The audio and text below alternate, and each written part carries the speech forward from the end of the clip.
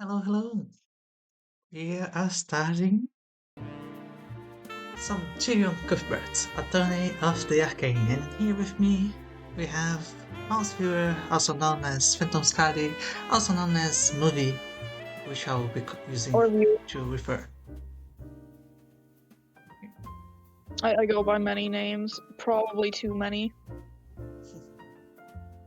So before we get started, all I know about this game is that it is basically Ace Attorney if it had actual proper magic, like mages and spells and something vaguely of that nature.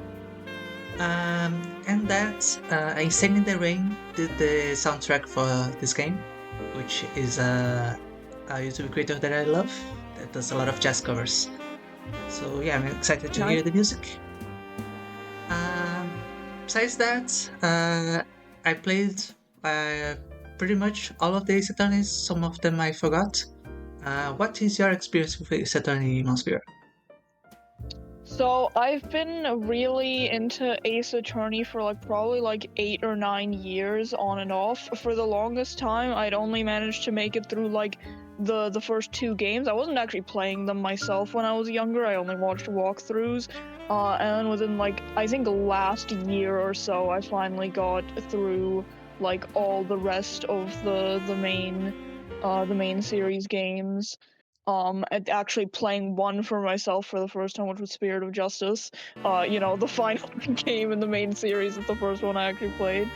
Um, but yeah, I'm only familiar with the main series, but it's one of the pieces of media that I've been the most obsessed with over the course of my life, I think. That's awesome. Just give me a Like my second that I favorite game think, series. yeah, I think the game has frozen on the actual stream. Uh-oh. Uh, Let me see if I can fix that real quick. Oh yeah, that's not moving.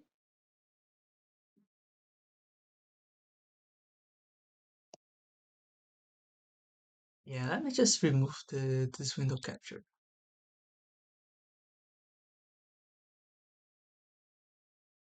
Then I guess just try again.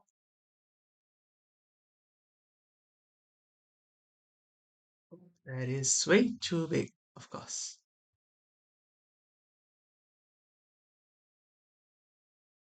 And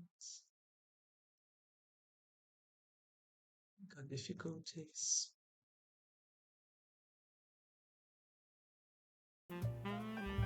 It is still not updating. That is awesome. Um, Um, hmm. I think I have an alternative that might just Okay. actually work.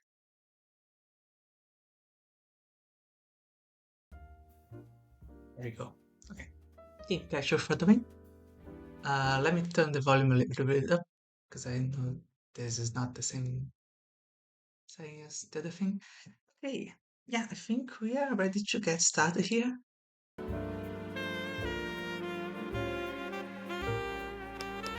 Yep. Let's just get right to it. Let's Case go. 1, the cold-hearted aristocrats.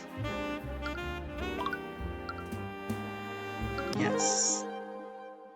Okay. Let's go. Yeah, so if I'm thinking that I'll be reading narration and the main character, and then the rest we'll see what comes naturally. Yep. And I think that makes sense. Streamer gets the main character. In the kingdom of Wyvengard, there was a gulf between what was lawful and what was just. Artificery ran in the houses of the aristocrats. Disease and vermin ran through the homes of the common folk. People suffered, people died, and so all the mages of the nobility could keep their plates full and their lives comfortable. Nevertheless, they still wanted us to have the illusion of hope. They challenged us to win, leaving out the facts that they were the ones setting the rules. Many just threw up their hands, and no one could blame them. Could never lose if you never played.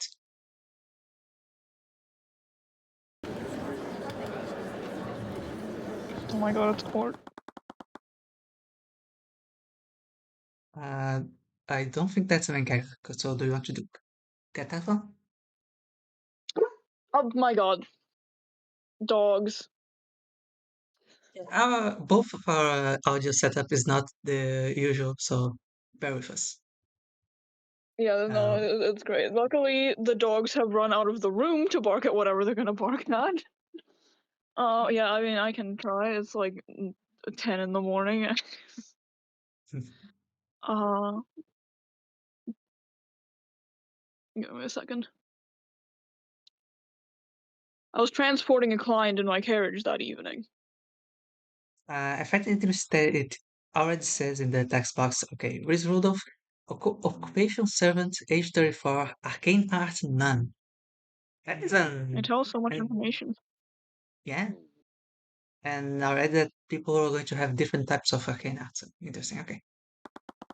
Mhm. We were driving by the McCoy Tavern when we heard a disturbance.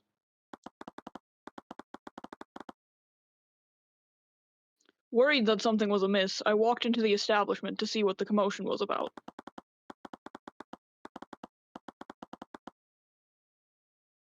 That was when I saw the defendant, lit by the blue glow of the dining room lights. She had stabbed Flintheart, and her sword was shining with magical energy. Objection! Mr. Rudolph, you testified just that you saw my client murdering the victim, and you supposedly saw her casting magic while doing so. Yes, I could never forget it. It was burned into my memory.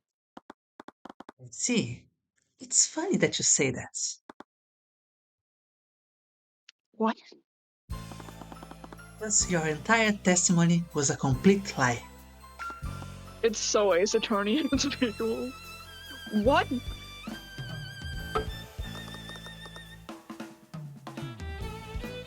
Oh. This looks like the prosecutor? So that is especially apt for you, I suppose.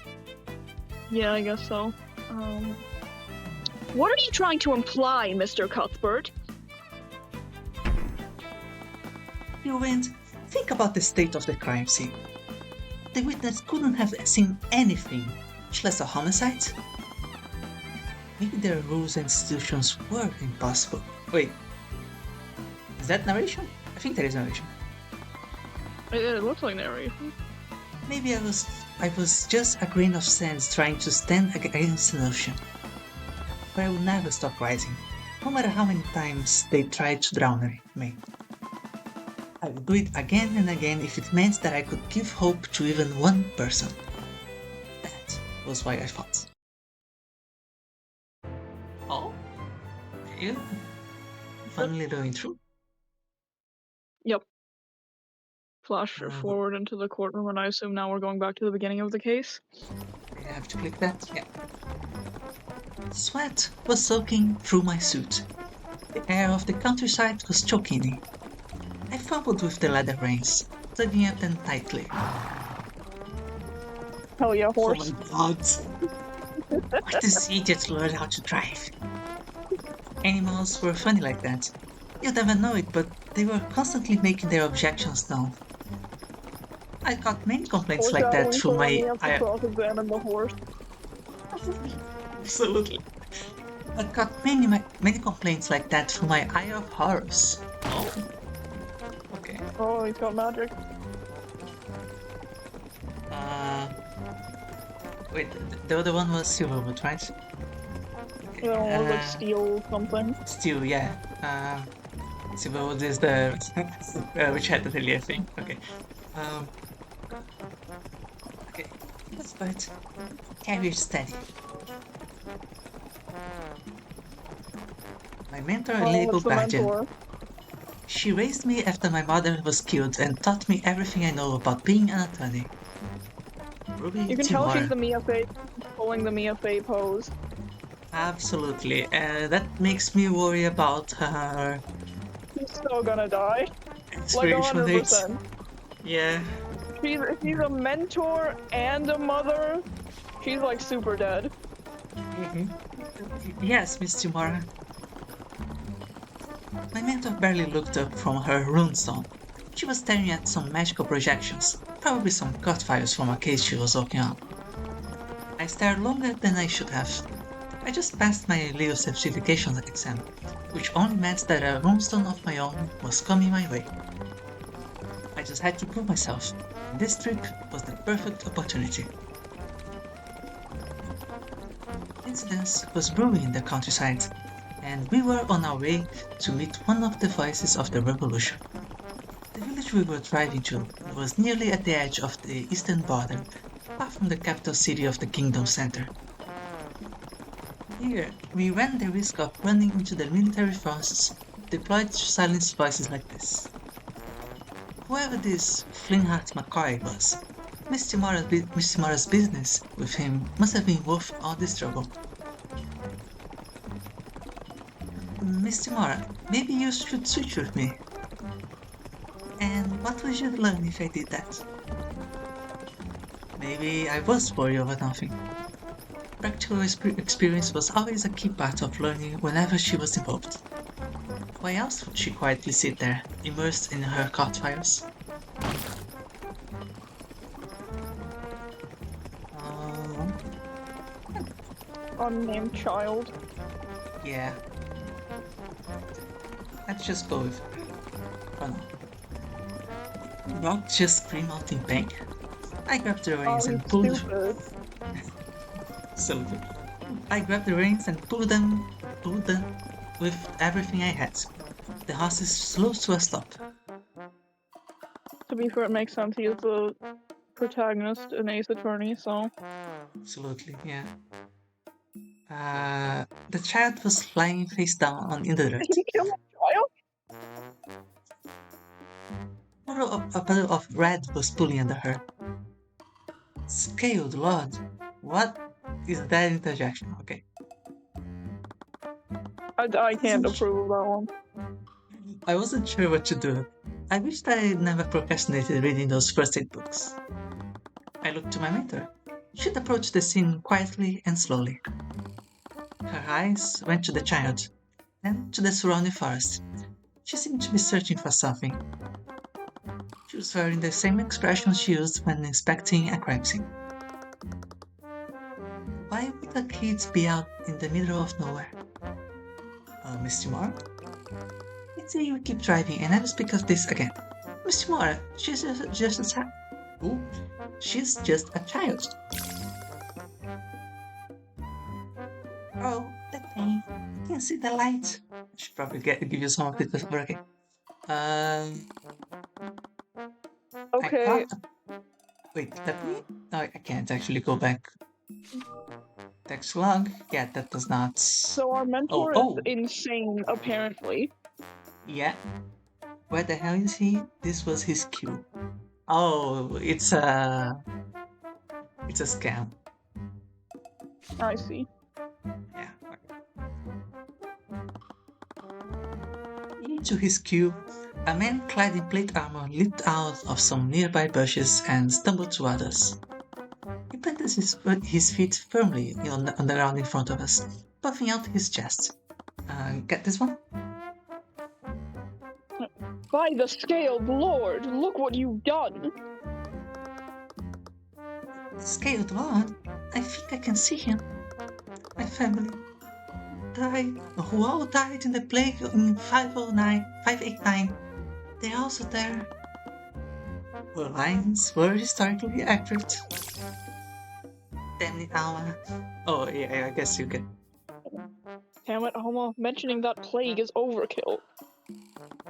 This child is not a very good actor. This poor child! She's dead because of you! This is a serious crime. The fine is 10, no, 20 gold pieces. Look at that carriage. They're probably aristocrats visiting House Pierce. I love the music here. 20 gold pieces? The average sentence for vehicular manslaughter was 2 years of imprisonment. Oh? Yeah.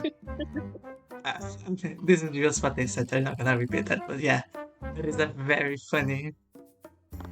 Obtain evidence, vehicular manslaughter. I wonder how this is going to be relevant. I'll have no choice but to arrest you unless you can pay this fine. Oh, that's what this says. I side-eyed the child, apparently named Alma. I spotted tiny tomato seeds in her pool of blood. You might want to call someone to retrieve Alma's body then. Her eyes opened and her hands whipped up to look at me. We locked eyes for a second before her hands fell back onto the ground. Looked to my mentor again, but she just leaned her hands and gestured towards the two con artists. It appeared that I was being given another learning opportunity. I couldn't complain though.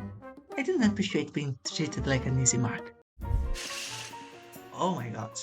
Oh, well, it's a tutorial, of course. You started an argument. Defeat your opponents by lowering their confidence.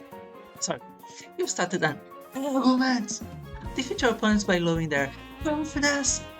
Picking the correct options will do damage to your opponents. However, picking the wrong options... did I say wrong before? The correct options will do damage to your opponents. However, picking the wrong options will do damage to your confidence. Use context and clues to determine which option to pick.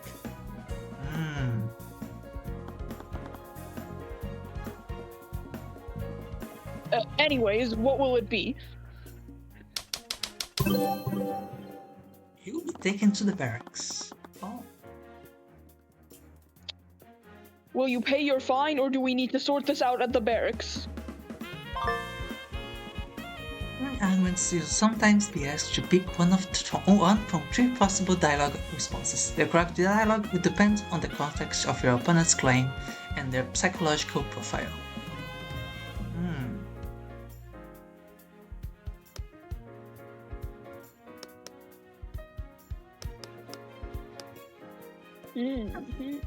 Quick call here. Yeah. Certainly. Why don't you bring us back to your barracks? What? But it is strange that you bring us to your barracks instead of the dungeons. You also probably want to call your unit to escort us. After all, it would be dangerous for a knight to transport 2 criminals by himself. Just shut up! Don't think you can talk your way out of this.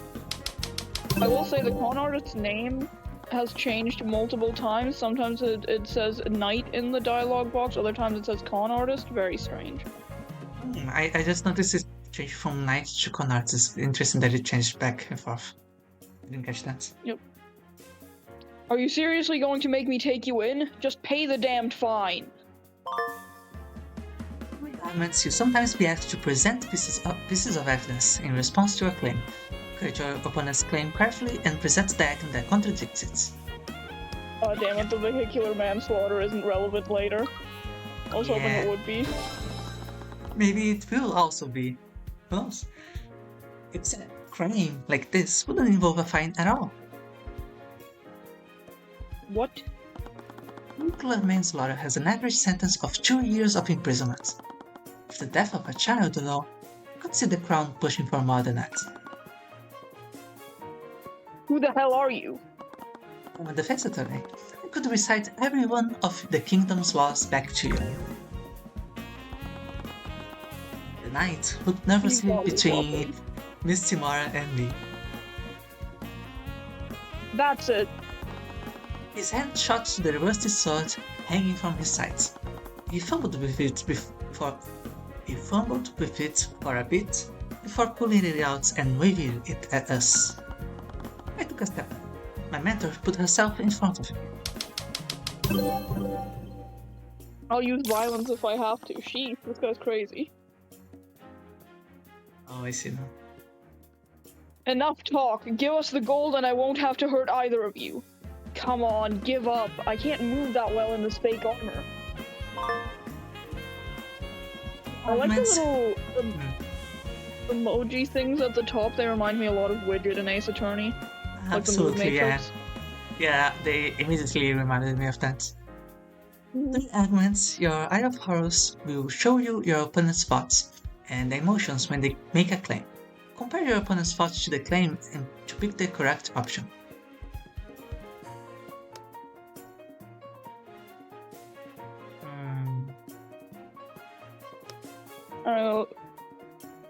Thought contradicts their claim. Emotions I mean, contradict it's the claim. contradicting. I think emotions are contradicting the Well, both the emotion and the thoughts, right? yeah, I'm thinking emotion because they just introduced us to the fact that the emotions is relevant. Maybe? No, but we're talking more about the three options. Because like cats can still use violence. Yeah. Come on, give up. I can't move that well in this fake armor. The fake armor stops from using violence. Yeah, the thought contradicts the claim. I think that's right.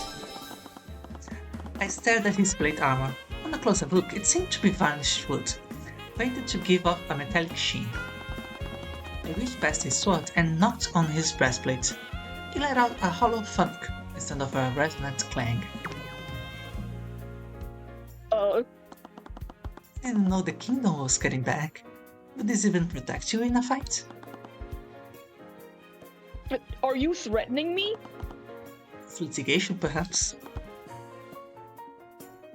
I have a sword. You won't use it. Let's just cut the charade. It's not happening. Argument 1, let's go. Achievement successfully win an argument. Okay. Alma rose from the dead. That is a nice touch on the narration there. Alma rose from the dead and began wiping the rotten fresh tomatoes off her shirt. Sorry, I thought that stuff about the plague would help. I'm tired of eating porridge. Yeah.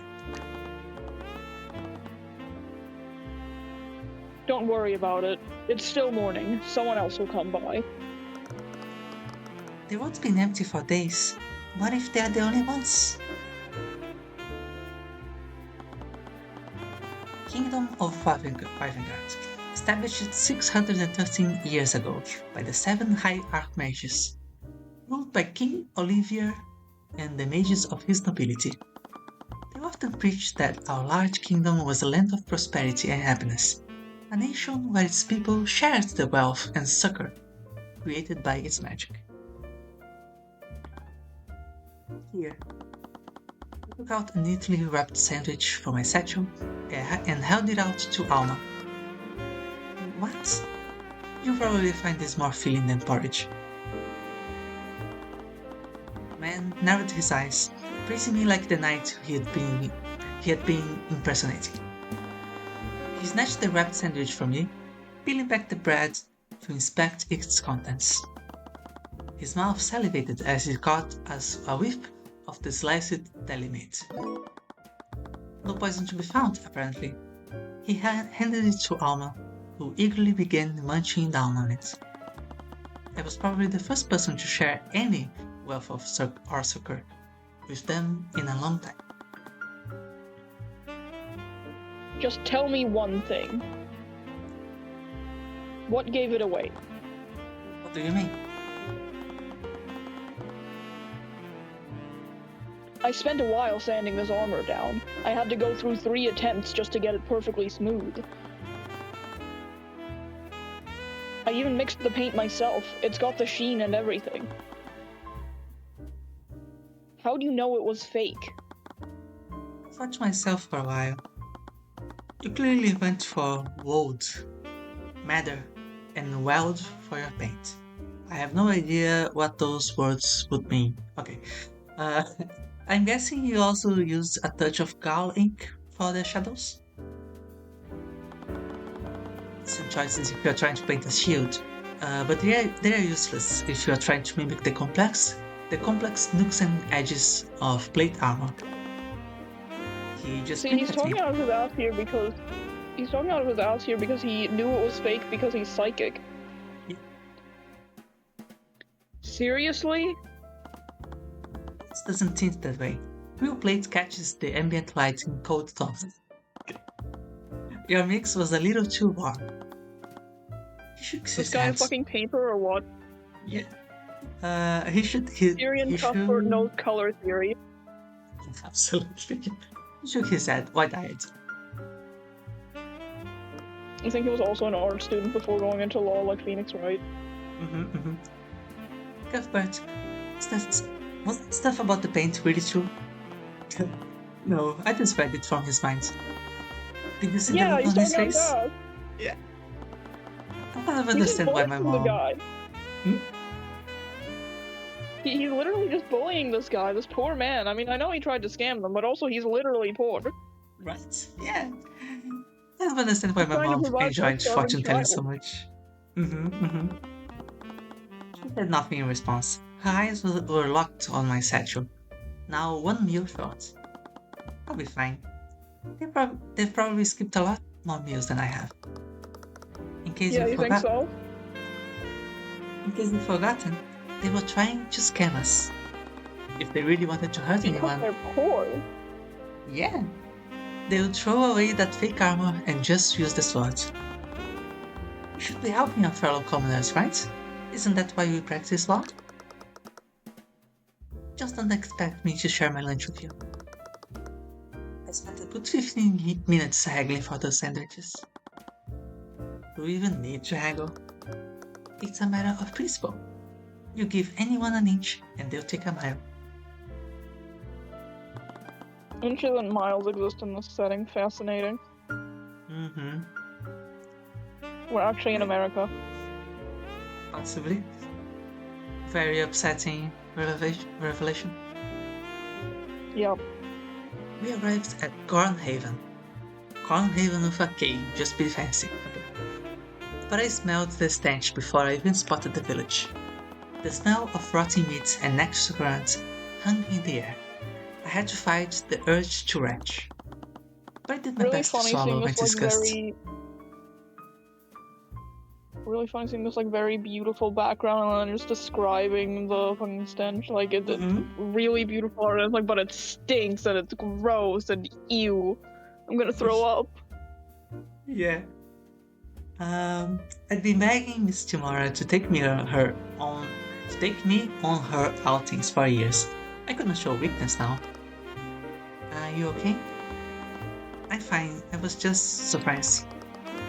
Did you expect the ruling law to install modern plumbing in a village like this? I guess I never really thought about it. Okay, so they have plumbing. But not here, they don't. Yeah, not here.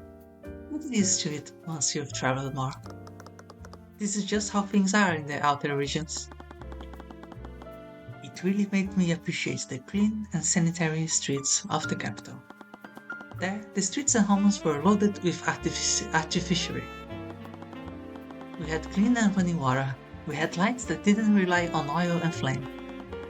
It was as if this village existed in a different time period. I reprimanded myself. I wasn't above this. The people here were commoners, just like me. They only lived like this out of a lack of care from the kingdom. I left here. The tavern should be at the edge of town. The reports are right. This should be the place. Is this really a meeting place for dissidents against the crown? Greenheart had done an amazing job of disguising their headquarters as a rundown shack. The tavern has been shut down for a few years. Nowadays, Greenheart McCoy just uses it to host his rallies. You do this one? Yep, 1 second. Hey, you lot! The McCoy Tavern is closed! The dissident leader stormed towards our carriage as we parked. He had a roughness to him that matched the state of his tavern. He was practically growling at us with every word. Growling at us, I think, and is a word. And also barking, apparently. I don't think he actually caught that. Okay, good. He looked to Miss Simara's face, his feet firmly planted on the ground. She was unflinching, of course, standing her ground as he leered at the two of us. Take it your fling heart, McCoy. What's it to you? Still unemployed. Occupation unemployed. He's just like me, for real, for real. Leader of a revolutionary faction in Cornhaven and owner of the McCoy Terran. He seems to have an extreme grudge against mages and the nobility, but that sentiment tends to be common nowadays. Sorry for not writing ahead of time, but my messages weren't getting through. I'm Ruby Timar. I've been trying to get in touch with you, Flingheart. What? His eyes knelt for a bit before widening in recognition of the name. I'm getting a lot of confused, guys. It's so fun. Wait, Ruby Timora? Why didn't you say so? Come on in! The phone flipped to jovial in an instant. Now it was as if we were greeting an old friend. I was surprised people out here even knew who she was. I would have thought her infamy had only spread in the city. I guess he acknowledged her as an ally. They both had a common enemy after all.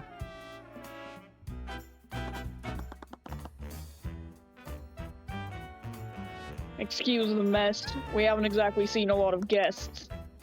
It's fine. Amanda looked around warily as she brushed aside a spiderweb hanging in front of her. So, what brings you here? I doubt someone like you has anything to see out here. One of my clients has been trying to talk to you. We have a proposition that you'll be interested in. I raised my eyebrow at her. This was the first time I heard of this client. Is there anywhere we could talk in private? Got a bunch of empty rooms upstairs. Perfect. Cuthbert, stay here for a moment. Don't you need my help? There's no need for that. How is there no need? The Eye of Horus could extract anything she needed from him. That glare overruled my objection before I could get it out. Without another word, they went up the stairs. I drummed my hands on the dusty table, looking around the tavern. It definitely had a lot of personality. If one counted the... Oh, go ahead. For a tavern that is supposedly run down, this place really doesn't look run down. It would counted dust and insects as character traits. Faint murmurs echoed from the ceiling, slightly stressed. It sounded like their conversation was becoming more frustrated. One's gonna die. I brought out a small chessboard from my satchel. I think the name of the victim in the little like court flash forward we had was McCoy, or the name of the defendant, one of the two. Yeah, I think it might actually be McCoy, yeah. The defendant. Yep. Not the defendant, the actual victim, I think. Yeah. Yep. I mean, it would just make sense. Even after a decade, it had served me well. Chance could be played with one person, something that I'd always taken advantage of. But it's quite... It does not carry the same value, I don't think, but okay. Yeah, no, it just doesn't seem that fun. I had a match with the Duke of Commerce scheduled in a few months. I wasn't too worried about him, but I might as well take this opportunity. I suppose if you're talking about practice and study, then yeah, sure. Shit, or I guess not. I lost again while playing as white. That was 3 times now. Is he talking maybe, is he playing maybe against like a magic bot? Or something? Wait, okay. Maybe, I don't know. Do you want to take this one? Yeah, I can try that. Oh, hello. Statistically, white was more likely to win, so why was I performing better as black? Get ignored. Was I becoming overconfident as white because it had an advantage? Hello? That very advantage could be affecting my choices and making me play suboptimal. If a personal quirk was making me play this like this, then I needed to identify it and correct it. I think she's pulling the Maya Fey poses, I can tell. Hey! I agree. Yeah, absolutely. This is a little less than Maya's angry sprite, but it carries a similar vibe, and the sad sprite looked a lot like Maya's. Yeah, and the transition had the little anime angry thing on the forehead. Yep. I nearly toppled out of my seat when she tapped me on the shoulder. She stepped back and flashed me a soft grin. Her body swayed playfully, amused by how flustered I was. Her posture was unguided. It was as if she'd never felt threatened in her life. That's a weird observation to make. But okay. Yeah. That's a weird way to put that, man. She was holding a large exotic sword in her right hand, but I barely even noticed it. As her warm and bright aura washed over me, it pulled away any tension and unease that I might have felt. Sorry, I was distracted. You know the McCoy Tavern is closed, right? But if you're okay with keeping things off the books, I can prepare a room for you. No, that's fine. I'm just waiting for a moment to finish speaking with Linhart. That's a Maya sprite, isn't it? Like, pretty directly? Is it? Yeah, it is. Okay, Yeah. Yeah. Yeah, Oh, someone's talking to my dad? I think I didn't recognize it because of the eyebrows are much thinner here. But yeah. Yep. But Very... yeah, no, the hand pose was very distinctive. Yeah. I think I remember the facial expression more on the sprites, but yeah, I see what you mean. Mm-hmm. Your dad? I'm Flinhard's daughter, Celeste. Oh my god, another character named Celeste should be confusing. Oh my god, it's Celeste. While I search for something related to the game, and then Celeste from Animal Crossing pops up, and Celeste from Danganronpa pops up, and then now it's Celeste from Tyrion Cuthbert. Okay. It's a little bit thief. They need to stop naming characters Celeste. I'm the daughter of Linhart McCoy. She's cheerful and sweet, and also a little intimidating. Presumably because she has a sword. Allegedly, not that I can see it. I'm Tyrion. Nice to meet you. Do you know when they'll be done? I wanted to show him something. Nobody upstairs was becoming more frustrated. Celeste tilted her hand as she looked at the ceiling, but she soon got distracted by my chessboard. Wait, this game is chess, isn't it? Are you playing against someone?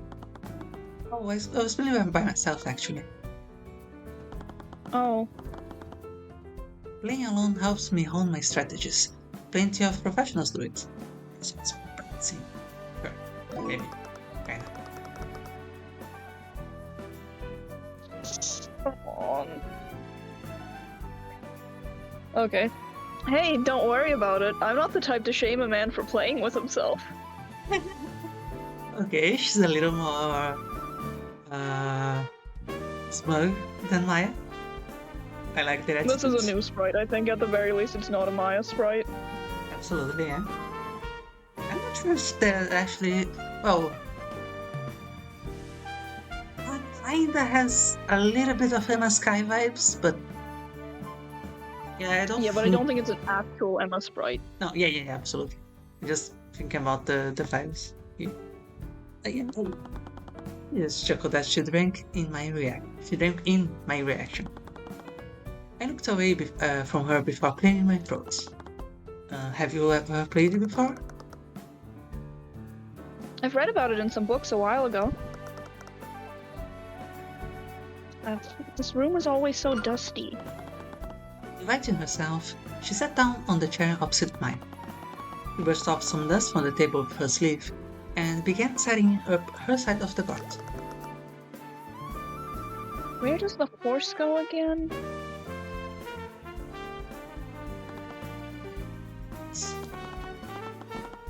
It only took 2 moves. She'd fallen into a classic trap.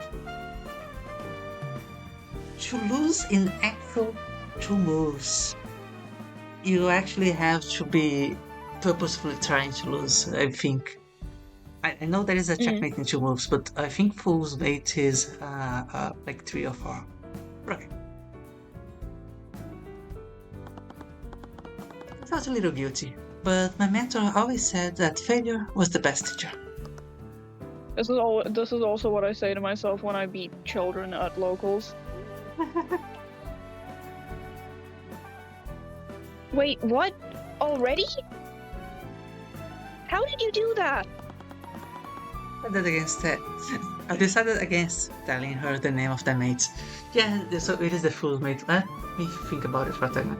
So you have to, yeah, yeah, no, that is 3 moves at least. Okay, that's fine. She grumbled under her breath as we both moved our pieces back into place.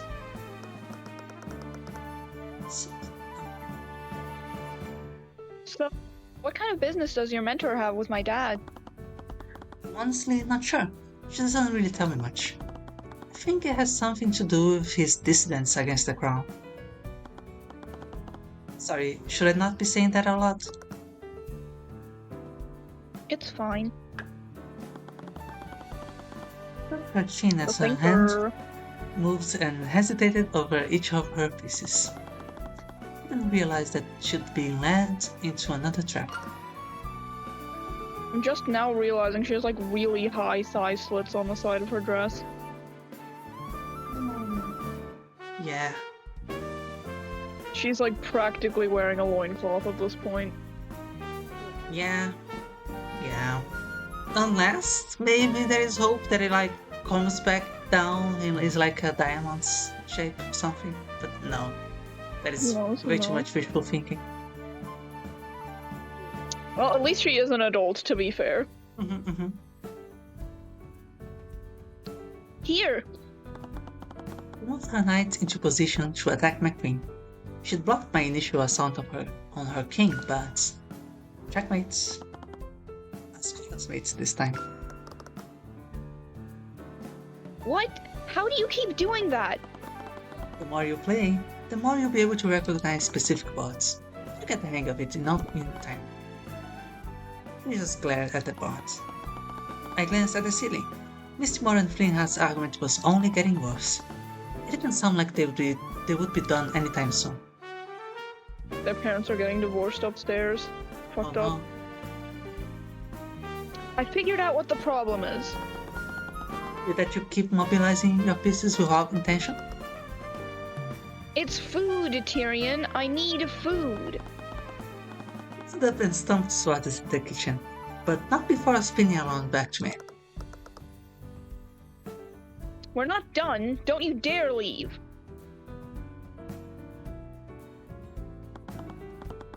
A few minutes later, wow, that is raw. Okay. A few minutes later, she returned carrying a gigantic slab of cooked meat on a small plate. Are you sure that's cooked? Really, it does not look cooked to me, Tyrion. That looks really for a while. Wondering if she was planning to eat all of that in one sitting. She began setting her side of the board with one hand while holding a fork and knife in the other. Huh. Okay.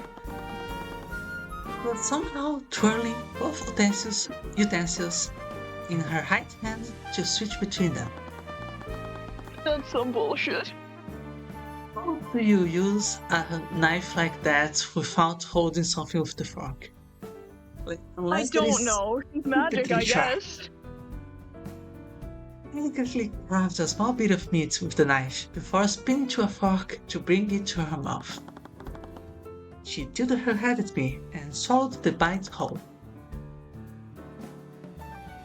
Hey, it's your move. Right. Someone who had never played before, he was quickly improving with his game. It took me a while before I even noticed, but she was adapting to my strategies and trying to use them against me. He caught me unaware a few times. The rate she was learning, she could easily surpass a nationally ranked noble with enough practice. Checkmates. But I've been playing this game for far longer than she has, and I was ranked far above the average noble. Just narrowed her eyes at me. How are you always one step ahead of me? It's like you're reading my mind. Oh yeah, this asshole is literally cheating. Are you actually using that here? You better not be. I could. Okay, but thank I you. never allowed myself to when playing. I'll get you this time. She began placing the pieces back in place when my stomach groaned loudly. Celeste blinked at me, startled for a moment, then she giggled. Excuse me. Have you eaten anything? No. Oh. Around for a moment before her eyes went to the slab of mystery meat. It looks so gross. You want some of this? We have a lot. No, I couldn't possibly. My stomach reprimanded me with another loud rumble. Against my protests, she spun the knife in her hand and carved a bit of meat. I don't care how hungry I am, I would not eat that. Yeah, that just straight up looks raw. Okay. And there's so much fat. She started to playfully wave the fork in front of my face expectantly. Do you have another fork?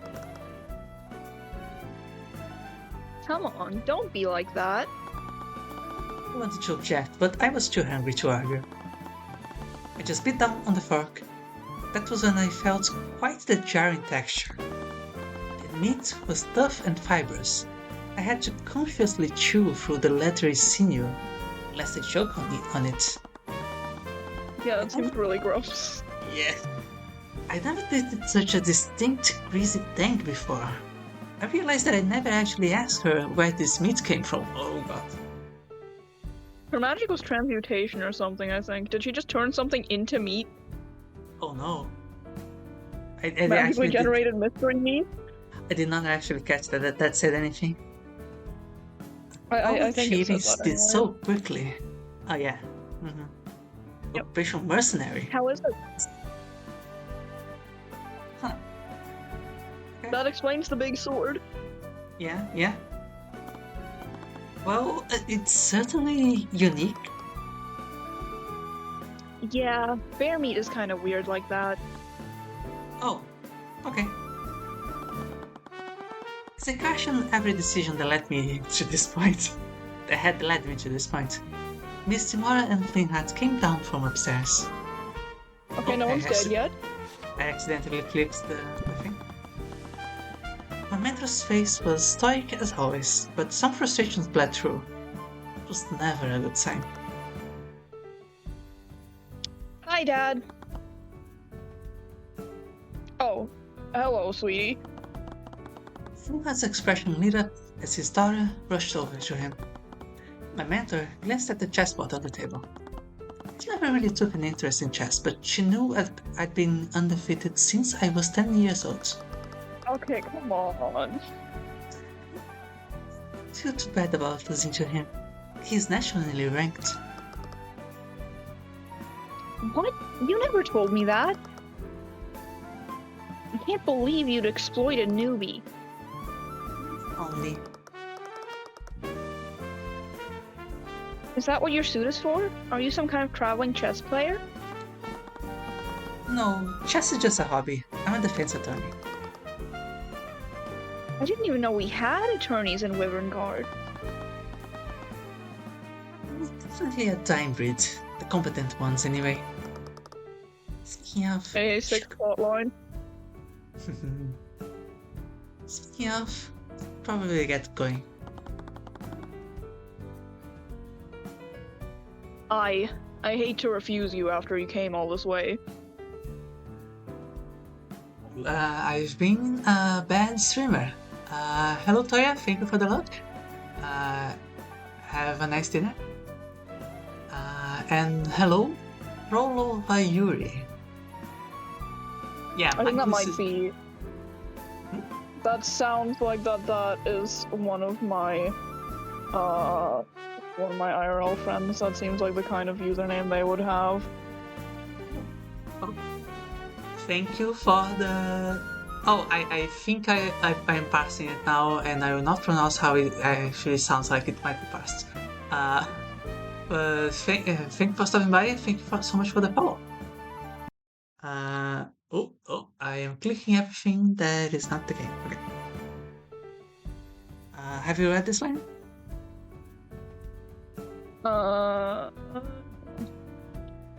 Yes, I did. I respect what you're doing, but I won't work with these mages of yours. Mages? Jamara had mentioned that before. Was this mystery client a mage? Anyways, it's getting late. If you leave now, you probably won't get to the city until morning. Aye, she's right. These parts are crawling with brigands and conmen. The thing about him is he makes me want to do an accent. I can't do the accent that would be required for him though. I gotcha. You wouldn't want to run into one of them after nightfall. The only accents I can do are Southern and British, and I don't think he's either. He's like Scottish probably. Yeah, I give it a try just for fun next time. I guess you have a point. There's plenty of... no, I can't. Go ahead. The tavern has plenty of empty rooms. Why don't you stay here till morning? It's the least I can do after you came all this way. I'm not exactly in a rush to get back to the carriage.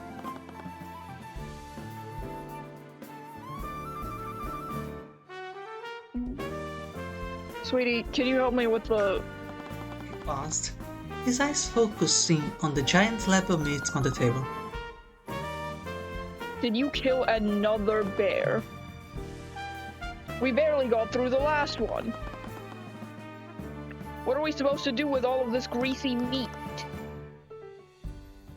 Eat it! That's what it's for! How are you even killing these things? It's not that hard. You just have to keep up with them. For Lord's sake, you're bloody insane. Yeah, okay, he should be like British or something, I don't know. But I can only do like posh British, which he definitely shouldn't be. Fuck. Oh, why did the scaled lord curse me with a rabid wolf instead of a daughter? This rabid wolf is keeping your family fed. Do you know how many commoners in Wyverngard are starving? Don't talk to me like I'm the child. The two continued the bickering as they went up the staircase. How do you expect to find a good husband while you're out in the woods wrestling bears?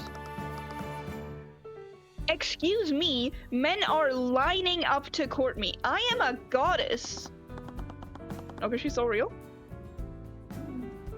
A goddess of war, more like. You're always coming home covered in blood and dirt. Which is a decent Maya solution.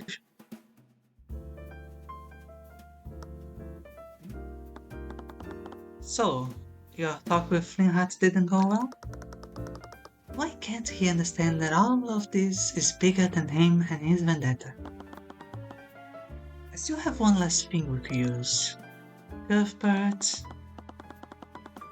Celeste skipped back downstairs, pausing upon seeing the air between my mentor and me. Oh, we're done with your rooms. You can head upstairs if you want to rest up. Right. Thank you, Celeste. Silence followed us up the stairs until we arrived at our rooms. Miss Timora's hand gripped the handle of the door, but she never turned it. I'm sorry. I didn't expect our discussion to go for that long. It's fine, I understand. I saw you playing chess with Flinthart's daughter earlier. Was everything okay? What do you mean? You're kind of a sore winner when you play. But only when my opponent is a noble. I've caught on quickly. She was ridiculously good for a beginner. Playing against her was nice. Well, I suppose you are at that age. Oh my god. No, that's not what I meant. I never really get to play against other players outside of tournaments. And you only ever want to play Shogi against me. Based? Guess Shogi is clearly superior. It's complete anarchy is what it is. You just bring fallen pieces back to life like some kind of necromancer. It adds depth. Dropping adds a dimension of play that isn't present in chess. We both glared at each other silently. All of the tension from before had left. After a few moments, we just both burst out laughing. You really have grown up, haven't you? You must have been only 10 when you suddenly showed up at my house. Oh my god, the death flags are rising so much. I'm pretty sure this is also an Ace Attorney sprite, but I don't know whose. Wasn't it actually just Mia's? Maybe? Wait. Does Mia have a sad sprite? I know exactly. Yeah, the hand, one hand holding the arm and face down. No, Is this Maya. Maybe. No, Maya has Yeah, the face looking down. this also looks like Maya's sprite, but I don't think it is. No, it's not a Mia. That was a long time ago. She stayed silent for a moment. I know that you're just trying to help. Then why won't you let me? Cuthbert, it's not the right time. I'm ready for this, Miss Yumura. You are. I know you are. That just made you raise an eyebrow at her. Then what's the issue here? Again, she just stayed silent. Get some rest. You need to prepare for the journey tomorrow. I winced at the thought. Completely forgotten that we'd have to wrangle those horses again. That I would have to wrangle them. I opened the door and fell onto the bed inside. It wasn't long before night fell. Between driving that carriage and dealing with those con artists, I was exhausted. I fell asleep, but I felt uneasiness creep into me as the night went on. I felt myself being pulled away, brought elsewhere. That is a sick background. That is very pretty. I like that a lot. In every direction I looked, there was nothing, only the glass-like floor I was standing on. I saw my reflection on the floor. With each step I took, it rippled and shimmered. I knew that I was dreaming, but something deep inside me insisted that there was something real about this. Sounds. Whispers echoed through the realm. I spotted a small dark silhouette of a person in the distance. She was silently staring at me and murmuring something under her breath. Enemy found. She repeated the same phrase, almost like a chant. She looked practically giddy in anticipation of something. What? That advanced automatically. That said, I finally found you Heaven's Born. Yep. I just looked up at the actual stream to see the delay. I woke up to the sound of shouting from downstairs. I clutched at my chest. My heart was racing, and I was drenched in sweat. Yeah, the background music is just the entire game is amazing. And just reading chat for once. Okay. It was just a nightmare. I tried to convince myself that. I shook my head. Something else was happening downstairs. A Those voices murder. sounded like Celeste's and Finhard's, and they were only getting louder. Please, just let me explain. I don't want to hear it. They definitely weren't bickering about the pyramid this time. So clearly Ruby died, and now one of them is gonna be on trial for murder. That's my guess. I want you out of my house! Get out! After that, there was only silence, followed by someone storming out of the tavern. The front door of the tavern slammed shut that almost sounded like a gunshot. The entire structure swayed from the force. I lay there silent. What could they be arguing about this late at night? It really wasn't any of my business.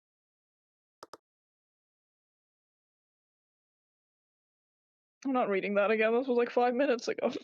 Okay, and it's a flashback because it's black and white. Yep.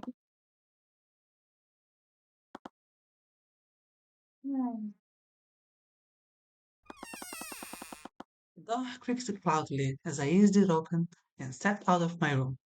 Okay, so he's going back on the decision to ignore it. The hallway was completely dark. Not a single candle was lit. I stepped forward slowly, careful not to trip over anything. Metal Gear Solid noises. Yep. Flingheart was trudging up the stairs when I bumped into him. I couldn't see his face, but judging from how he sounded earlier, I probably didn't want to. Sorry. Sorry. Okay, right. Right. I forgot you two were. His voice trailed off. Is everything okay?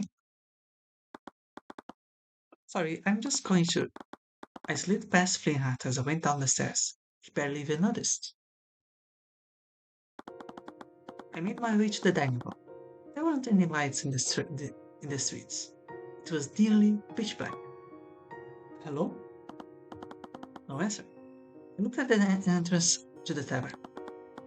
The door was hanging open. The wooden frame was cracked. I walked through the village streets, but there weren't any lights on. I regretted not taking a lantern on my way out. What is his plan actually? What is it?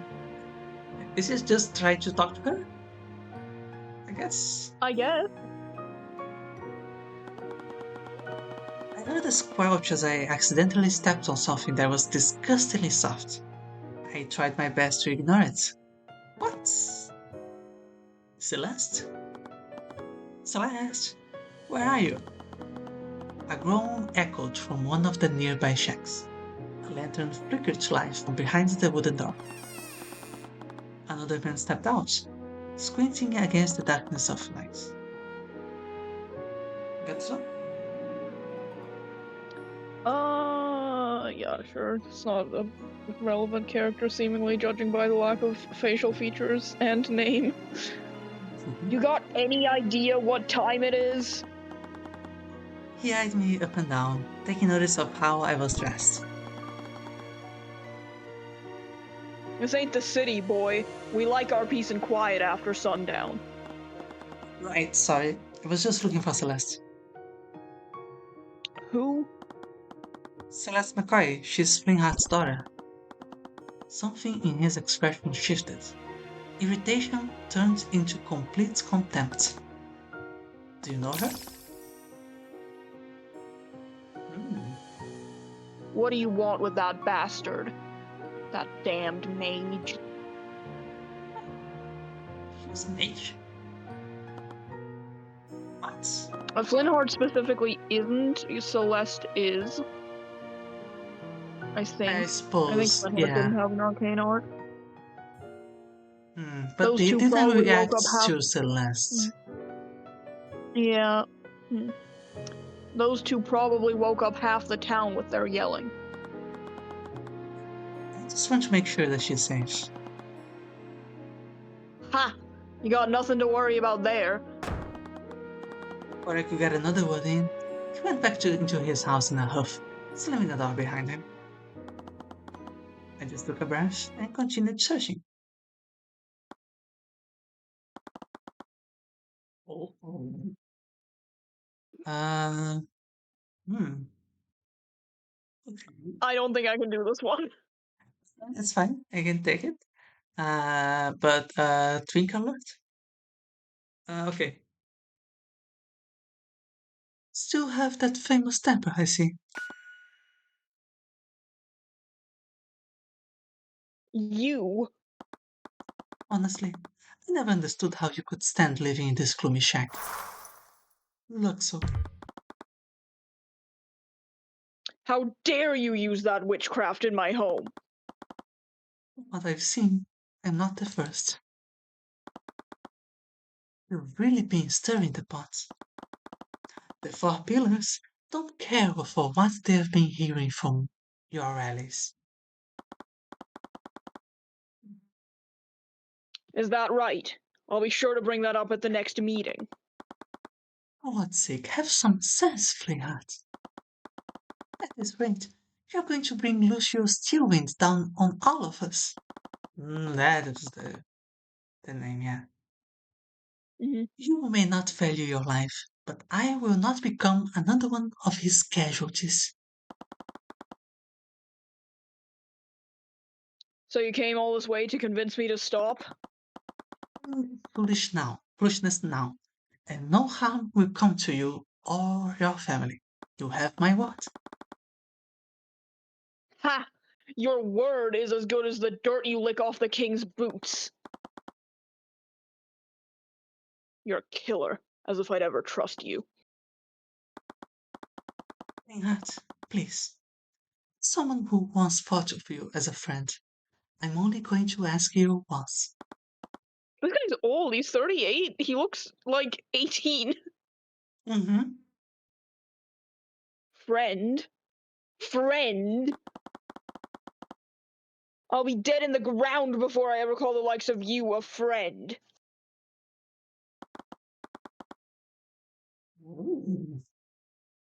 Get out of my house. I don't have time for you. I think you know exactly what the silhouette reminds me of.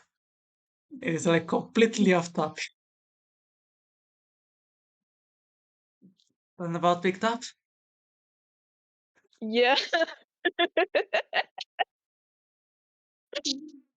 Okay.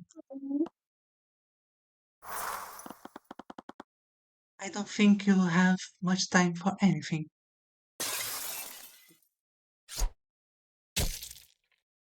What the Oh, hell? Gah! He died. Oh my god. that? Let Jesus me know. Christ. You stubborn fool. Don't you have just listened to me? Uh, note? Oh, wait, no. Huh? This looks like a sword, but Uh, this? Is that... Do we think that's Celeste's sword? Because she was said to have, like, big, exotic-looking sword, so... Maybe. Yeah, because the hilt didn't look like an actual sword, but yeah, that probably. Because I was thinking that he was facing the camera. Actually, So, if we mm, look at the bottom, is that, like, a beam from, like, the ceiling or, like, holding up the walls? You look at the angle, oh, like, at the tip of it, it kind of looks like a wooden beam. Yeah, I was kind of thinking that it might be just wood. Yeah, I'm sure the game will Yep. clear it up for us. He Okay. got staked through the heart like a vampire. Mm-hmm. But still, the direction seems contradictory with that CG. Yep. Yep. You stubborn fool. Why couldn't you have just listened to me? Rudolph? Oh, oh, Yes, sir. he It's was the at the trial, witness right? from the. Yeah, it's the witness from the trial. I can probably make this guy British. It just occurred to me. By the scaled lord, what did you? You killed him? Yeah, he's like even wearing gloves, it looks like, so Mhm. definitely a butler type. Yeah. Yep. Well, that's the Inquisition. That man that you saw his daughter fleeing the scene. I'm sure their neighbors heard them yelling at each other. Understood, sir. Got it. So just like first case of the first case attorney, we know exactly who the Yep. killer is. Okay. Yep. What am I going to do? Oh,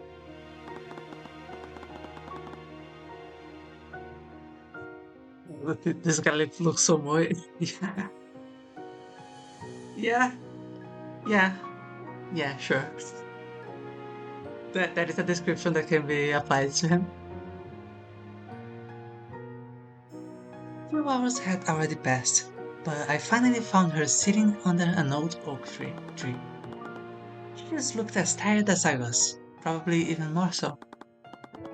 Her eyes were wet and red, but she quickly wiped them with her sleeve as she stood up to meet me. I've been looking for you. oh, did we wake you up? I just wanted to make sure you were okay.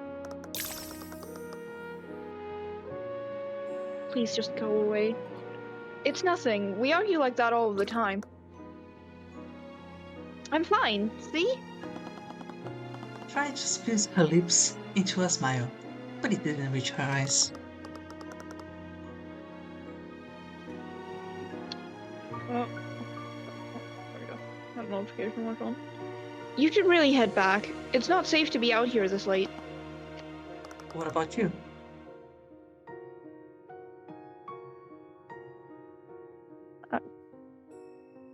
I can take care of myself. Let's do that silently for a moment. I'm sure he just lost his temper. Mind your own business. You don't know that. Sorry. She just looked down and said nothing before exhaling. Maybe you're right. It wouldn't feel right to let you walk back alone anyway. Walked past me, leading me back to the tavern. What? Oh my god, it's the same sprite. Okay. Yeah, these ones are real knights though, which is how you know that Tyrion was completely fucking bullshitting when saying that the armor looked fake. Yeah. We returned, but found the tavern surrounded by knights clad in plate armor. Several carriages were parked outside, and I could see several lights lit within the tavern. Is that the Arcane Inquisition? Nobody expects the Arcane Inquisition. No way. Inquisition? An order of knights who investigate crimes committed using magic. Hold on. The music though? I actually can't hear it super well. Oh, there we go, now I can hear it. I need to see if I can edit the stream audio. I don't think so. Yeah, I can hear it pretty well now. Oh yeah. Okay, let's That go. was fucking good. Celeste and I shared a glance. Without another word, both of us ran towards the tavern, but she quickly outpaced me. What? No. She reached the tavern door, and the color changed from her face. Her hands went to her mouth as she stumbled backwards, her body shuddering. Dad? Her voice quivered. Tears began to stream down her face. Ooh. Mr. Oh Grant boy. over here. It's like Damon Gant, but if he was obviously evil. Yeah. Damon Gant if he wasn't nice. What do you feel like here? I feel like since I already had, like, Flynnheart, I don't want to do, like, another gruff old man. Yeah, let's go. Okay.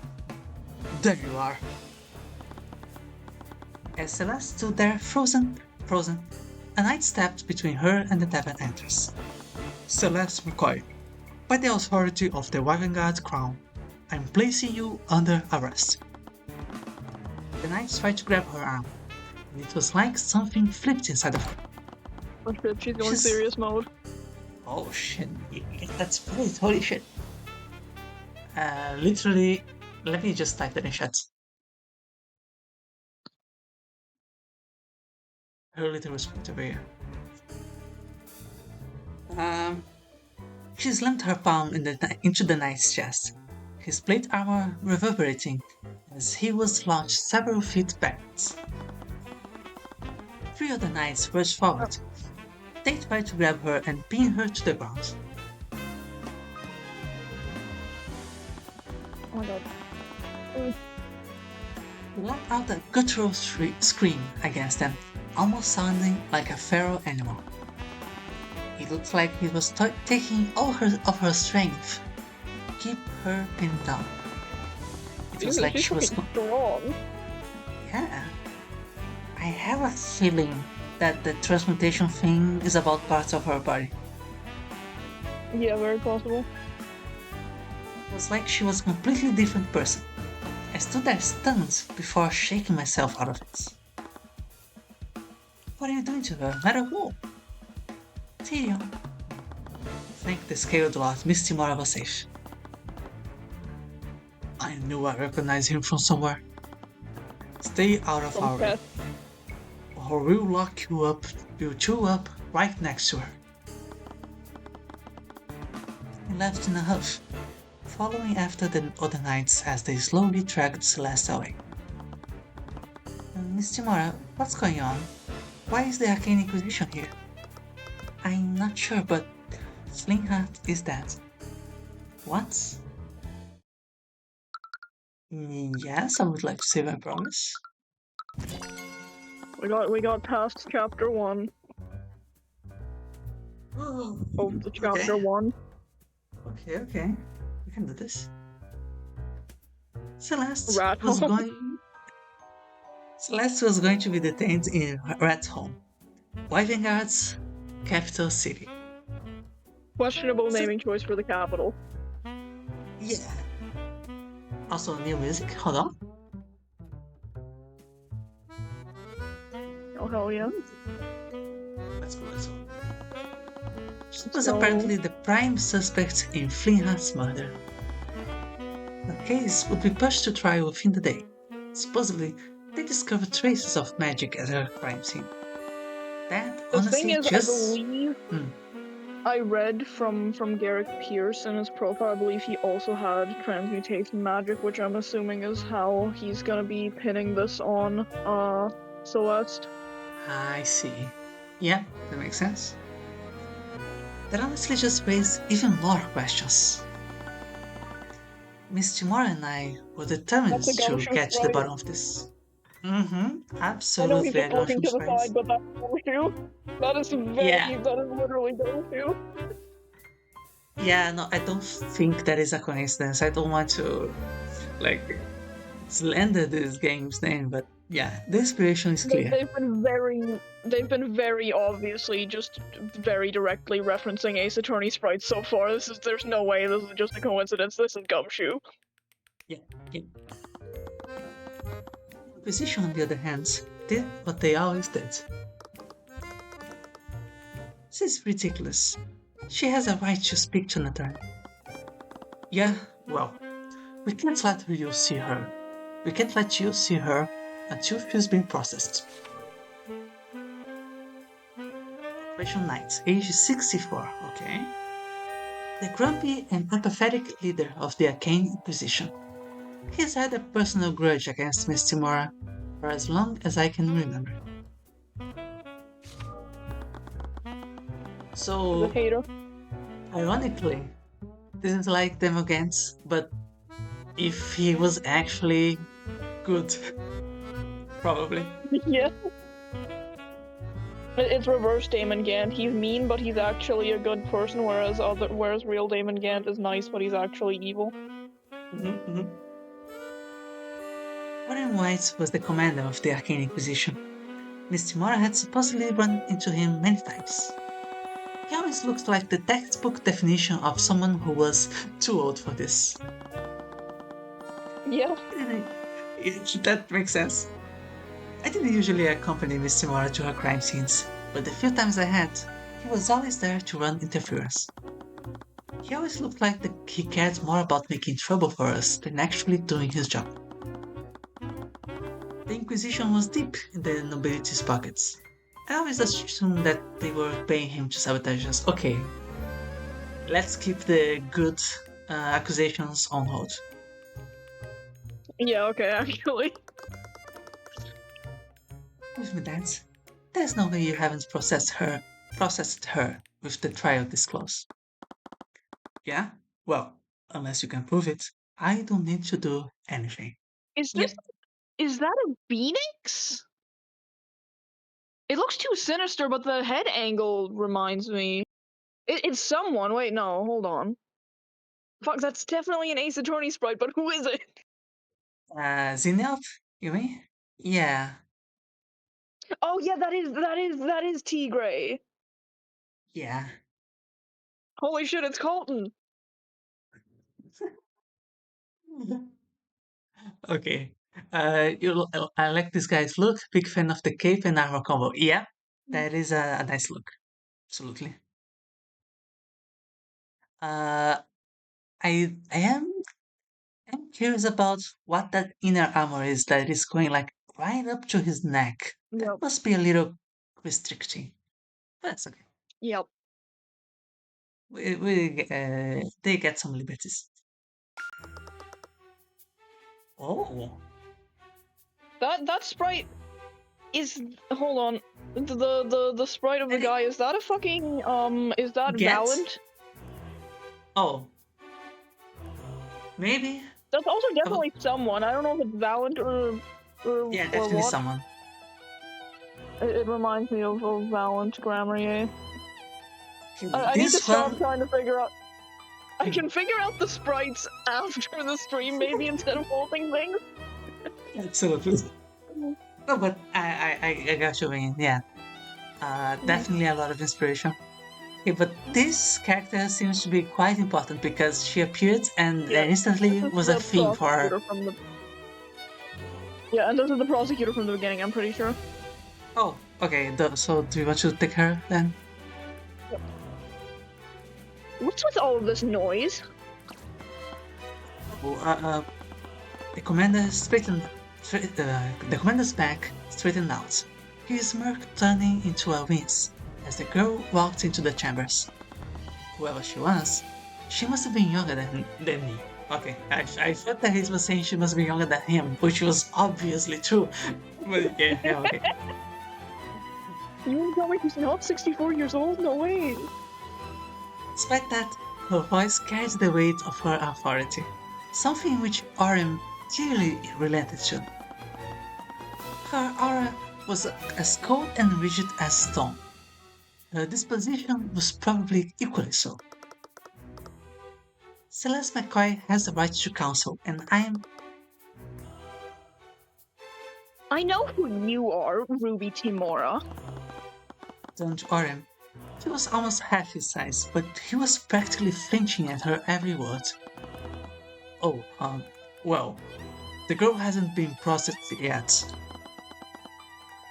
She just let out an irritated sigh as she waved him away. Let them through. What? let them through before I throw you into the cell next to hers. Common threat, it seems. Mm-hmm. Yes, lady. I mean, Miss Stillwind. Stillwind. Arya Stillwind. Prosecutor, age 18. Prosecutor from the nobility, who hails from the House Stillwind, one of the 4 pillar families in Wyvernguard. She's the daughter of Grand General Lucio Stillwind. Okay, so I remembered Stillwind, but not that she was Arya before. Yeah, okay. Mm-hmm. Leader of Wyvernguard's military. It's hard to read her motivations even with the Eye of Horus. Oh. I already chose a voice from her like in the beginning, but I'm considering retroactively making her British, but maybe I shouldn't do. Feel free to change It's whichever also voices you want. Yeah. But yeah. It's hard to do a voice while also doing an accent is the main thing, so I don't know if I'll be able to. Does she have a Spider-Man suit under her clothes?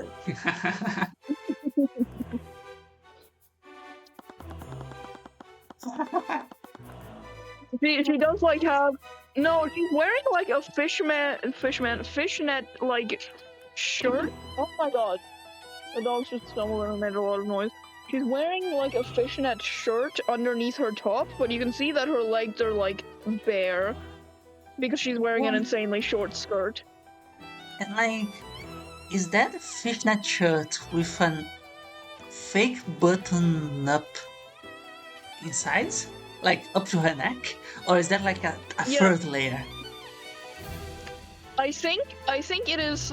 She's wearing the layers of her outfit. I believe are fishnet shirt, dress, detached button-up collar, and then the cloak and gloves. I guess. Oh, I see. I was not expecting the detached button-up collar. Uh-huh. That is my personal guess. I'm not sure if that's the case because the cloak like obscures the collar situation, but that is what I'm reading here. Seems very plausible. Let me just hide the GUI for a second. Okay, she even has like gloves to go with it. Okay. Yep. She gave me a passing glance as if she were silently appraising me. We walked out of The the character dungeons design- without saying another word. The character designs in this game are kind of like if Ace Attorney was a gacha game. It's kind of Yeah. like if Ace Attorney was Genshin or Wuthering Waves. Yeah. Or They Honkai. took the fantasy theme and picked Mhm. some interesting inspirations for it. Yeah. Mm-hmm. Marvin grumbled under his breath as he led us to Celeste's cell. I had to wade through a thickening fog of emotions as we descended further into the dungeons. The collective anger and sorrow of the prisoners was choking me. I always hated crowds. I could never shut out the storm of thoughts and emotions that came with them. Also, that is just always active. But That sounds really annoying. he can like selectively not use like for a game of chess, but yeah, it must be overwhelming then. Huh. Yeah, I guess you can tune it out for a single person, but it's harder to tune out an entire crowd. Yeah, I was thinking like it was an actual device, but then yeah, people would be noticing him using a device, but okay. Mhm. But I tried my best to keep it together. Celeste was going through a lot more than I was. Oh. I'm Celeste genuinely was... shocked that Ruby is still alive, by the way. Yeah? The clock is ticking for her, I swear to god. Well, she was also alive for try one. And yeah. Yeah, she still has to mentor you through one trial, I guess, before she can kick the bucket. Yeah, she has to give us the tutorial for the trial, yeah. Yep. Celeste was curled up on the cold floor, arms wrapped around her knees. When she saw us, she scrambled to her feet. What are you doing here? You know about what happened to your father. I'm so sorry, Celeste. I still can't believe it. Thanks. The response came out hollowly. You are the Inquisition's prime suspects in the murder, and they are planning to push your case to trial. You'll be brought to court in a few hours.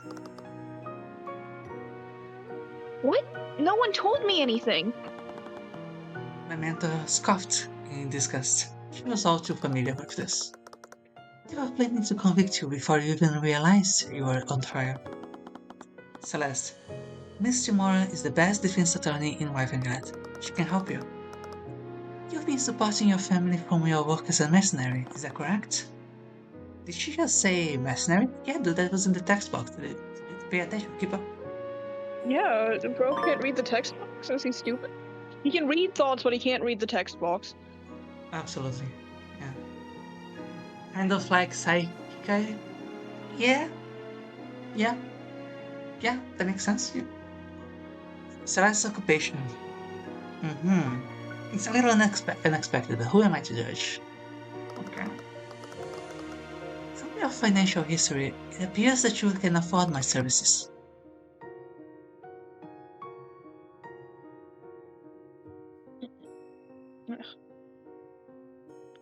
How would you even know that? It's not important. What matters is that if I'm representing you, your case is as good as one.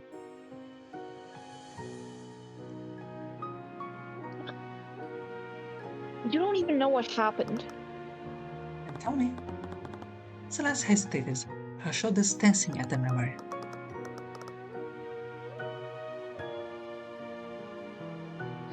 I got into an argument with my dad, and I left to clear my head. Tyrion found me a bit after that. I think it was a few hours after I left. When we came back, we saw the knights outside. That's when they arrested me. Celeste, if I'm going to be your attorney, I need to know everything that happened. What? They found your sword inside his body, and there are Okay, no, I traces guess of. it was a sword. Yeah, It really was looked like a just. wooden beam. It might just be that the sword has wood ornating it or something. Maybe her sword is just a wooden beam. That could be, absolutely. There were traces of transportation magic around the crime scene. There aren't any other registered mages in Cornhaven. I need you to tell me the truth. I just told you everything that happened. What are you... She looked down, confused, before her face started into a scowl. You actually think I did it, don't you? You think I was the one who killed him. Wait, Miss Timora. Before I left the tavern to look for her, I ran into Flintheart. He was still alive. And how much time passed between that and when you found her? It was probably around about 2 hours, but I which really didn't feel means, like it was 2 hours. right? It felt like that all happened within the span of like 5 minutes, quite frankly. And honestly, was this just wandering around, stumbling in that city in the dark? For two For 2 hours? fucking hours? It's not a big town! It's fine. For 2 hours. Which means there are 2 hours where she wasn't accounted for. Can work around that, but the prosecution will still. No, I didn't do this. She's telling the truth, Miss Timora.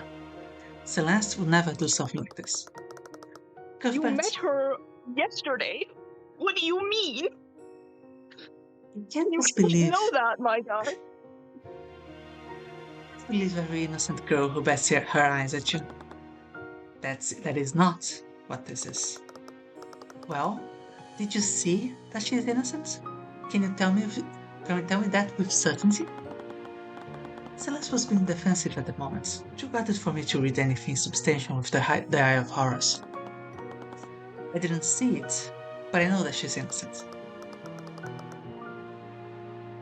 Look, either way, we need to construct a proper alibi so I can. No! How can I work with you if you don't even believe me? You can understand the situation you're in. I know exactly what's happening. My dad's dead, and whoever killed him is still out there. Don't be naive. You're a commoner. You're lucky I'm even here. There isn't a Wow, single classes? attorney other than me who will defend someone like you. Yeah? Well, what about him? I blinked, confused for a moment, before I realized she was pointing at me. You're also a defense attorney, right? I am, but she's just a kid, McCoy. He's never even defended a case before. I don't care. At least he doesn't think I'm a murderer. Celeste, hold on. So you can take your attitude and leave. I don't need your help. Based, but also girl. You need all the help you can Girl, get. just go with the qualified. Go with the one who's more qualified. Like, it doesn't matter if Tyrion believes you. You're still gonna have a better chance getting out of jail with fucking Timora. Fine, have it your way. But when I you're was wondering staring why she down, wasn't up. at the gallows and begging me to appeal your conviction, I'll be charging you triple my rate. It's Before I crazy could, that Ruby is like Mia Fey if she was an asshole. right? Do you think a lot of the design choices were made based on, okay, let's take this character but flip it. Like Yeah. no, but not too much, you know. Mhm. But yeah, that is kind of mean to say about the game. It is They are a doing a fun little bit of twist. homework copying with the sprite work, though. Like, quite frankly, a lot of homework copying with the sprite work. Yeah, absolutely. Um, but at least like the clothing and the backgrounds and everything, the art itself, Mhm. except for the poses, I suppose, uh, Mhm. are rather inspired. Okay, maybe the hair Mhm. takes a little inspiration, but you know, there's some Mhm. credits here to give. Okay. Yep. Before I could understand what was going on, Miss Mora turned away and stormed out. As she reached the door, she looked back at me expectantly. I froze. I knew I wasn't in any position to handle a case like this. That said, I also knew I couldn't leave her to face this alone. Samantha let out a quiet sigh before quietly exiting to the Daniels. Sorry, I didn't mean to put you in the middle of that. I can go talk to her. I'm sure she'll come back and take her case. No, I meant what I said. I don't want her help. Celeste, this is serious. Your conviction might as well be a foregone conclusion to the courts. Without Miss Timora, you. It'll be fine. I know I just pulled you into this without asking. If you want to walk away, I'll understand. I'll figure something out.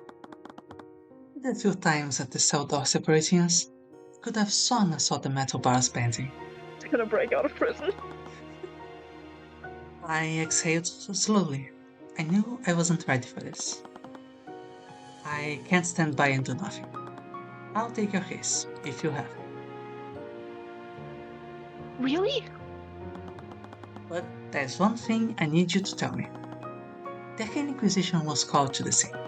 I had no idea how they even knew magic had been used, but their presence could only mean one thing. Are you a mage? Didn't Ruby literally say that Celeste is a red mage earlier? This guy can't pay attention. Yeah. Yeah, I am. When that villager confronted me, he called her a bastard. It made a lot more sense now. Do you have noble blood? What does that have to do with anything? The ability to use magic is hereditary. Almost every mage descends from the nobility in some way. If you have birth parents in the nobility, we might be able to use their influence to our advantage. I don't need anyone else's help. I'm a McCoy. That's all I need to know about myself. Okay, so clearly her other parent is actually the transmutation magic guy. That would make a lot more sense. A lot of sense. Yeah. Take a quick look at the evidence. People, we don't have him. We don't have him. Fuck. I was trying to check his eye colors. I guess it's because Tyrion hasn't met him. Yeah, makes sense. Spells? Spells? I see. We don't have any. Okay. Or magicless. No, yeah, I mean, it's. I suppose it is like evidence for spells, like the spells we know of, and then we can present that as a solution to something. It's best not to push that matter further then. Even so, that's probably why they arrested you. What? Timora mentioned it earlier. A ton of farmers like Cornhaven wouldn't have any other registered mages. It's a good thing you registered with the kingdom. It would have just added one extra charge if you hadn't. But they found traces of magic at the scene of the crime. They have no choice but to suspect you. Are you serious? I'll be honest. I'm not sure how much help I'll really be. Miss Timora said it herself. I've never defended a client before. Is everything really going to be okay? Why would I say something like that? A defense attorney should be putting their clients at ease. But no matter what, I'll get you an acquittal. It doesn't matter who stands in my way, man, king, or god. What? Sorry, I used to say that a lot as a kid. No, it's okay. At least it made her laugh. Anyways, take some time to rest up. The trial will begin in a few hours. I couldn't imagine what she was going through. She not only lost her father, but she was also being framed for his murder. But this was exactly why I became an attorney, to defend people exactly like her. Stories like hers were far too common, but this time I had the power to change it. She was putting her trust in me. I'd make sure she wouldn't regret that.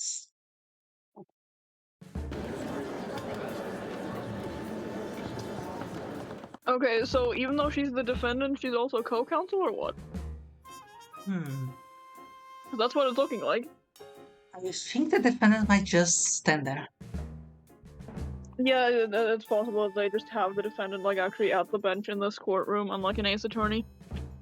Yeah, like we don't even see in this attorney the defendant, right? Most of the time, Yeah, unless no, they are testifying. The defendant's chair is not visible in ace attorney.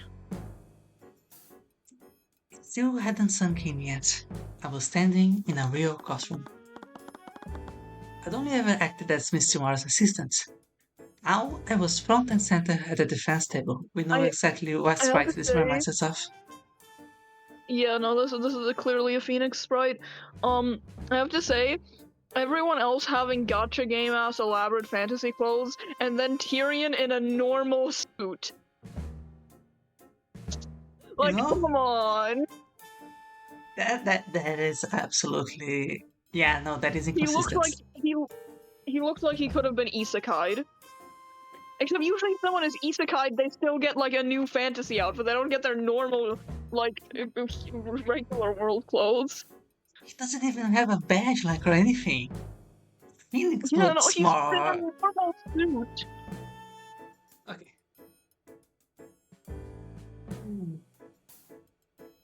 Yeah, Lova Yuri is also mentioning they have modern suits here. Yeah. Yep. But only for Tyrion.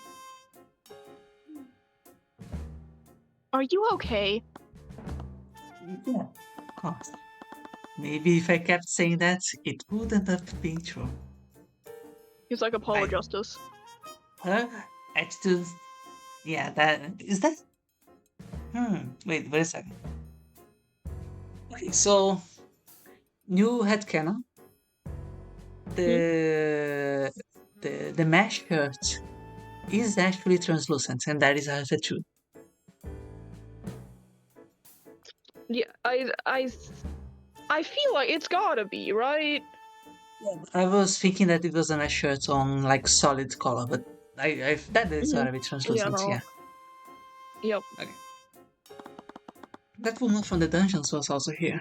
She must have been the The prosecutor sprite for is Celeste's trial. also a Very bit Edgeworth. Franciscan. Like, I don't think it's.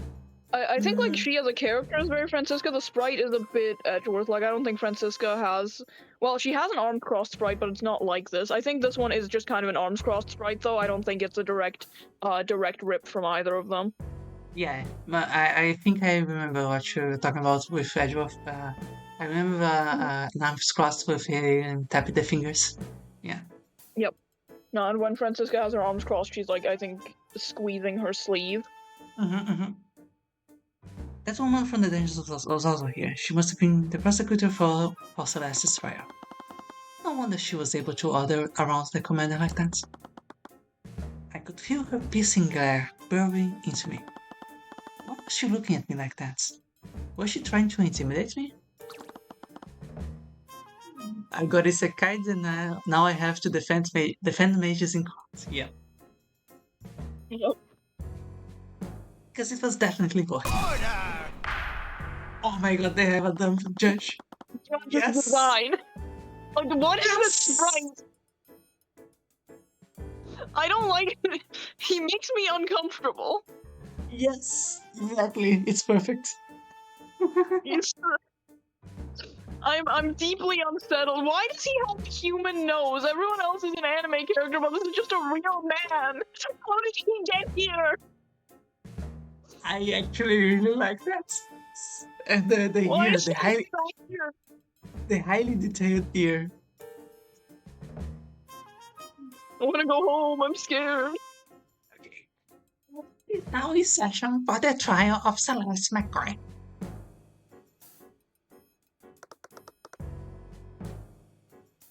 The prosecution is ready, Your Honor. Oh, the defense is also ready, Your Honor. Well, it's good to see you went. Please list the charges. What is he looking up at? The defendant is Celeste McCoy, a mercenary by trade and a registered mage. There's like a teleprompter that should go down, but it's actually stuck up there. So you have to look up to his lines.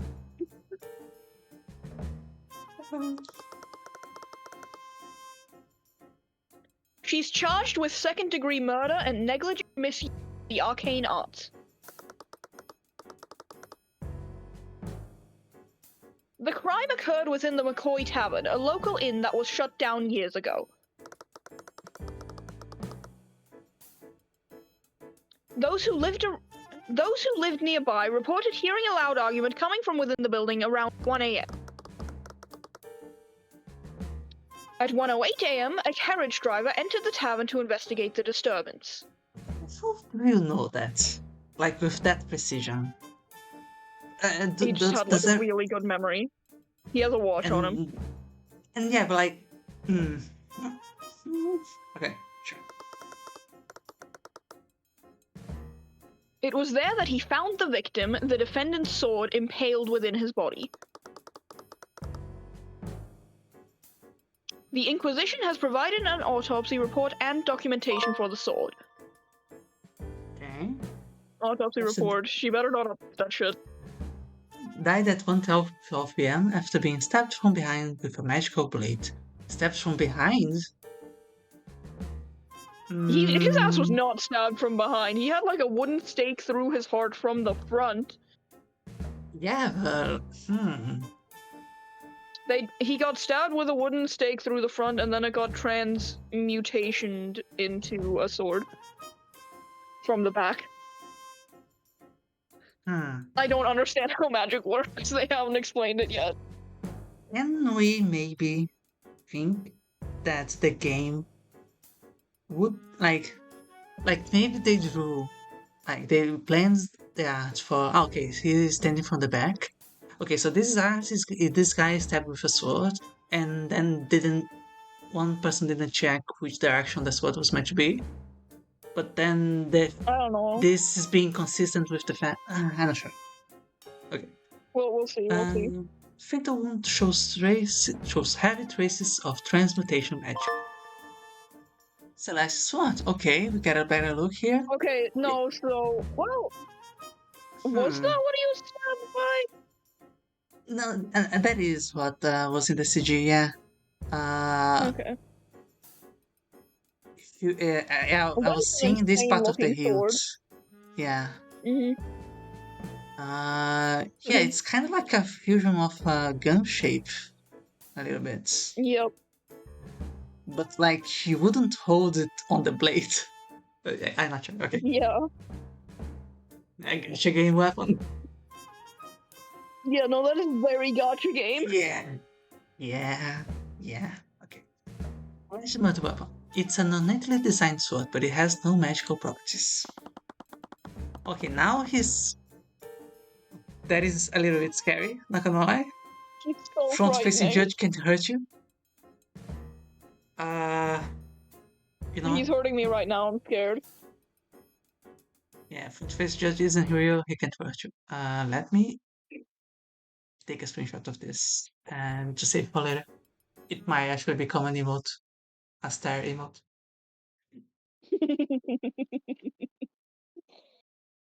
Okay. Judge stare. What was the defendant's relationship with the victim? Oh, sorry. Excuse me. Something was in my throat. So the ex-defendant's relationship with the victim? Did they share the same last name? The defendant was the victim's daughter, but not by blood. I'm calling it. She's fucking Garrick's. She's Garrick's daughter. She was adopted into the family when she was an infant. Her birth parents are currently unknown. What an unfortunate turn of events. To begin, the prosecution would like to call Commander Orem White to the stand.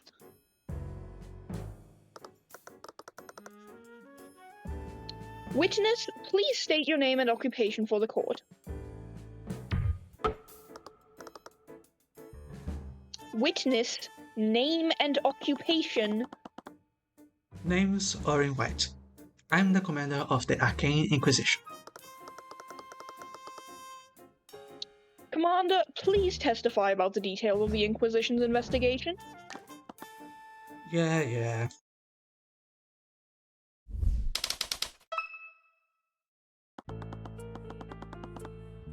Any music?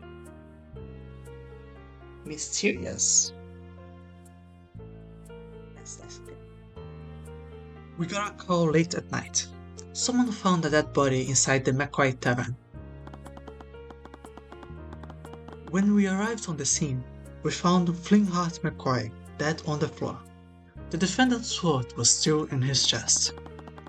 We have a bunch of witnesses who heard the victim and the defendant in a loud argument before the body was called in. The argument must have turned ugly because the defendant killed the old man using her magic sword. Objection? You're just saying stuff? Objection, where's your evidence? Yeah. Ooh, hologram. Uh-huh. Yeah, that must be the wrong thing. Is it behind? No, I was thinking it might be on the table. The wrong stone maybe. This was going to be difficult. The defendant's sword was the murder weapon. It was possible that the murderer used it to frame her. That must have meant that this crime was premeditated. I swear to fucking God, if it turns out that no, the guy wouldn't know what sword. No, wait, if he was the father, he might know the sword. So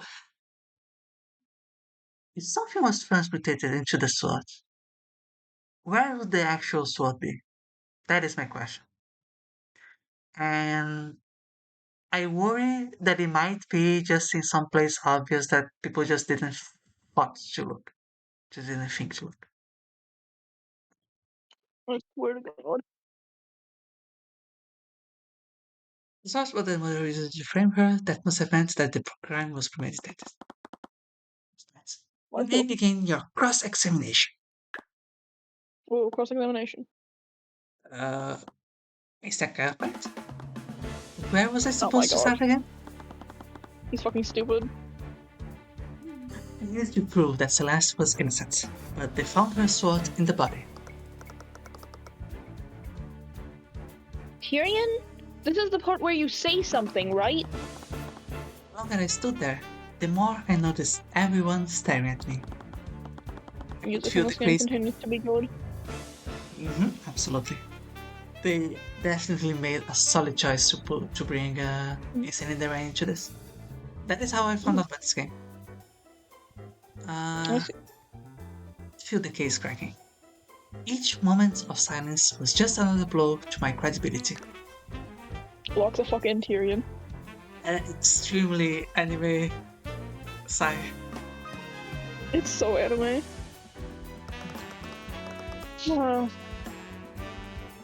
I wanted to face Ruby Timura today, not her bumbling sidekick.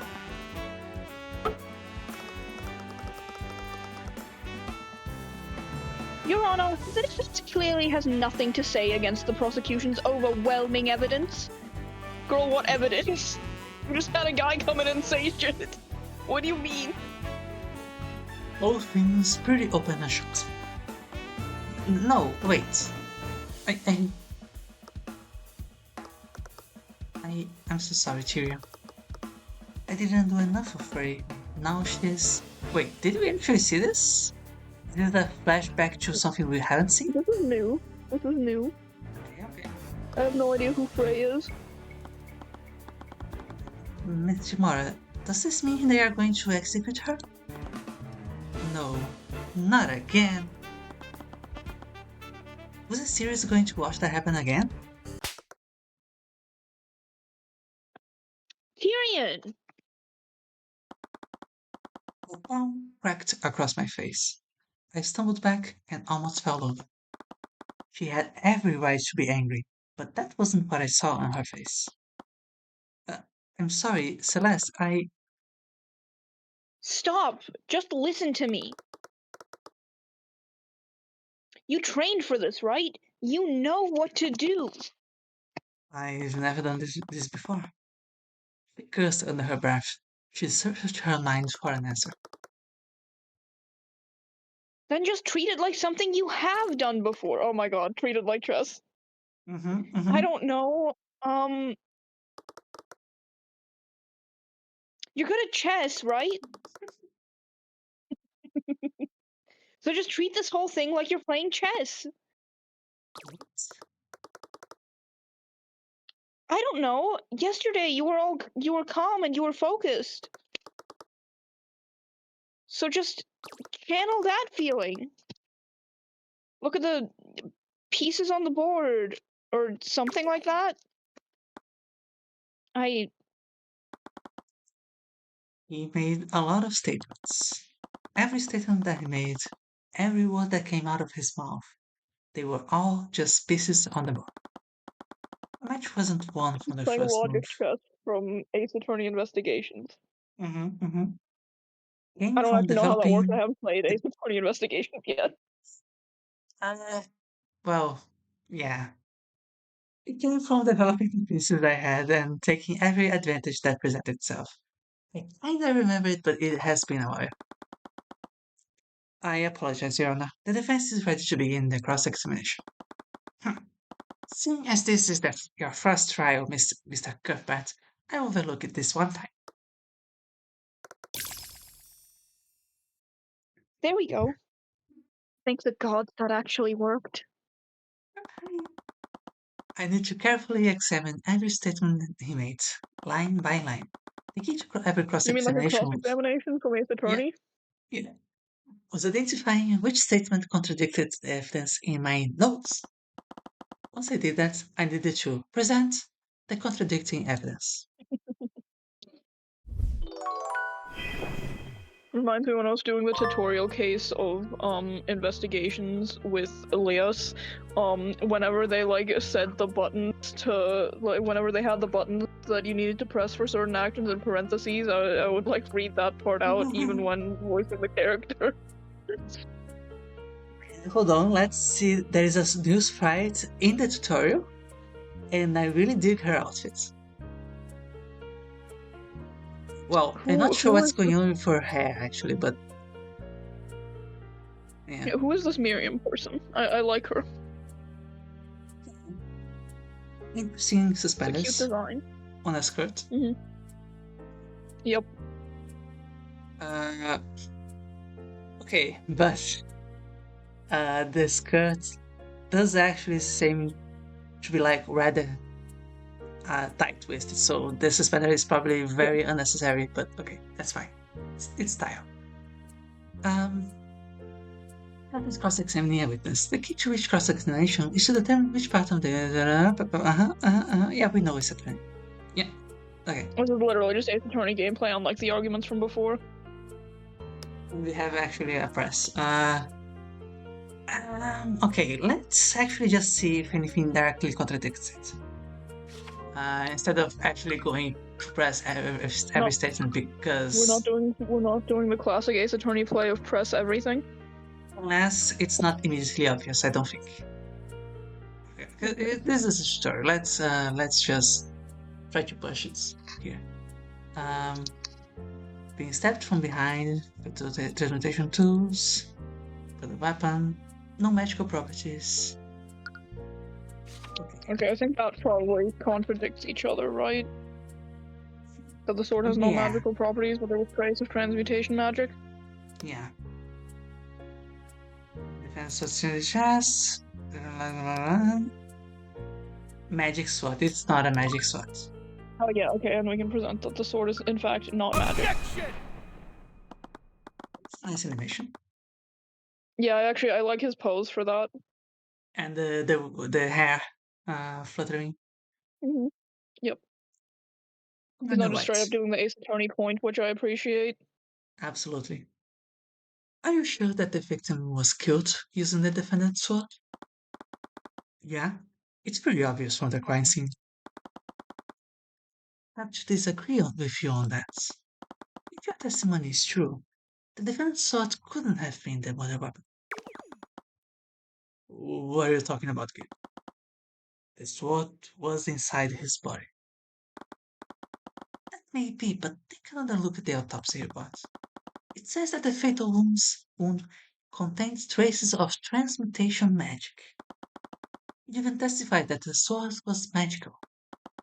So, what's your point? It's simple.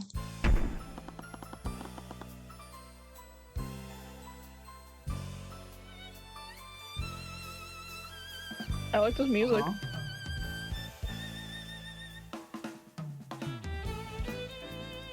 Okay. The music is so far the best part of the game. Absolutely. It's really good. And I really like the impact that it has now, because I think it started a little bit too soft. But yeah, it picked up. How could a non-magical blade leave traces of magic in the wound? What? It's so unimpressed. My client's sword may look unique, but it's entirely non-magical. It couldn't have left those traces of transmutation on the wound. That doesn't make a lick of sense. If the sword didn't kill him, then why was it in the body? There is only one reasonable explanation. The wound was created magically, and someone shoved the sword into the wound afterwards. And that girl's an age. Could have easily whacked that old man using magic. Why would she murder the victim using a spell, only to then stab him with her sword? It would just be incriminating herself. If anything, this series of events proves something else. Someone used magic to murder the victim, then pushed my client's sword into the wound to frame her. Objection! I find it interesting how the... Oh, I like her objection with the cane. Absolutely, yeah. I find it interesting how in the zoomed out version, the prosecution and the defense like have Mhm. the sprites kind of blurred, but Mhm. the sprites in the middle are actually full definition, kind of almost. Yeah. Uh, I'm gonna pay it more attention next time. Okay. Don't get ahead of yourself, Mr. Cuthbert. Oh, Your Honor, the defense is suggesting that another person used the sword to frame the defendant. I do like the cane to interject. Yup. But the defendant clearly cast a spell on the sword at the time of the murder. She cast a spell. Commander, testify as to how magic was used during the murder. What? All right, all right. I see where you're going with this. I'm gonna just have to mute up real quick because I actually need to grab my phone charger. The sword itself isn't magical, but spells can still be cast on it. That defender over there, her spell companions got a spell called Mage Blade. She must have cast it on her sword before stabbing the old man. That spell is the reason why we found the traces of magic on the body. Mage Blade. Incantation Arcane. That's a bit too common, I feel like, but okay. Some spells, the edge of this object, usually a blade, become unnaturally sharp. Hmm.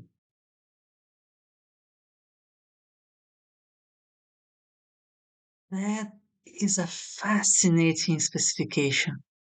The target object must be no larger than a 5 feet cube.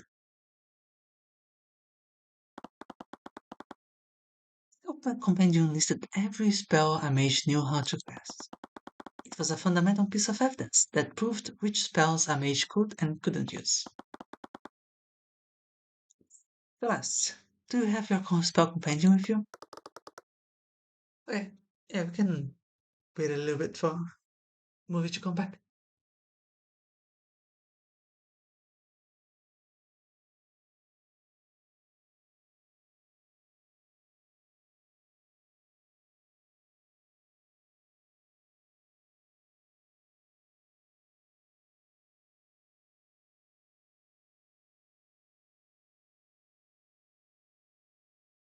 I suppose I can, for the moment, change scenes I'm and back we'll be. actually. I'm back. Oh, actually, okay. I was going to switch to the be right back. Okay. Okay. No, my dad was the last person who had it. So just for context, yeah, Armin just taught us about a spell, Mage Blades, Yeah, to make I a have the spell. screen open. So. Okay.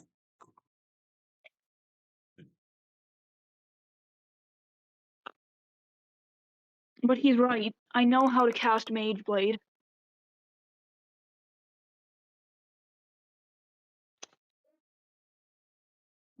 It's actually the only spell I know.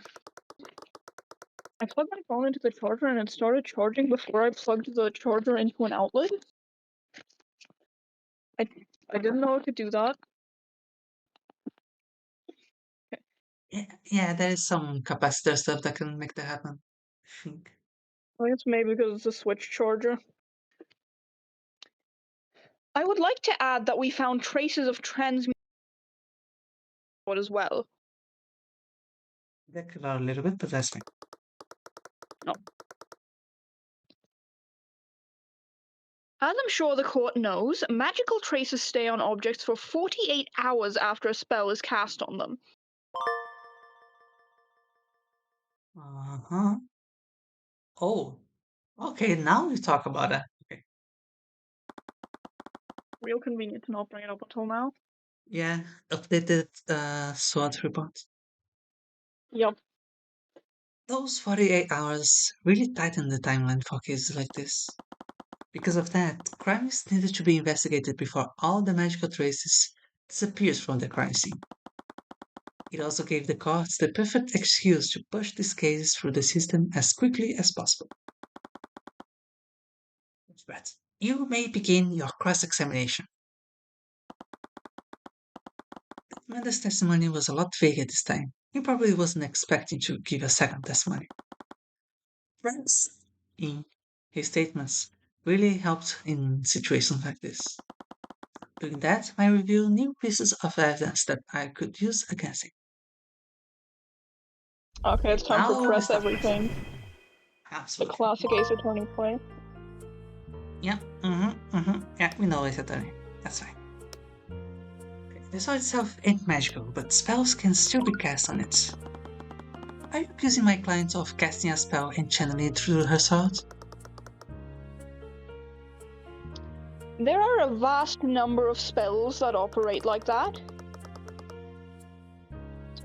Spells from the School of Transmutation are almost exclusively channeled through an object. Your client clearly learned a spell that would aid her in her work. Speaking of which...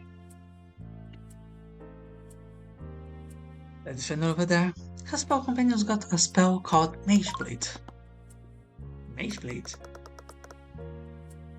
It's a transmutation spell that sharpens and empowers my sword. Wouldn't it be excessive for the defendant to use a spell like that on the victim?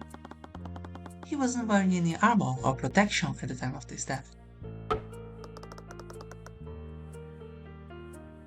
The victim and the defendant were in an intense argument. Perhaps she used the spell in a fit of rage. Perhaps she simply cast it out of habit. What matters is that the sword undeniably has traces of transmutation magic on it. He must have cast it on her sword before stabbing the old man. Why would she go to the trouble of doing that? Sword alone would be enough to murder a defenseless person. That does not flow as well as a satanic, because we just went through that and they avoid that kind of conflict. Mages are always looking for an excuse to throw the power around. There is no rhyme or reason to it. Isn't that just your personal bias, Commander? We don't need to understand why the defendant did what she did. Oh, okay, motives aren't important now. The fact of the matter is that traces of magic were found on the body and the sword. Do you have any evidence to the contrary, Mr. Cuthbert? Also, the cross-examination in GUI flashes before us switching to the scene. That's funny. That spell is the reason why we found traces of magic on the body. About that, spells only leave magical traces on the objects they target, and those traces are only detectable for 48 hours. If my client casts Mage Blade, like you said, there shouldn't have been any magical traces on the wound. There would only be traces on the sword. We always find random magical traces at crime scenes. We can't always explain each trace we detect. That sounds more like a failure on the Inquisition's part than anything else. Do we really trust that your knights examined the crime scene properly? You don't believe me? Take a look at this picture. Look at this photograph. Look at this photograph.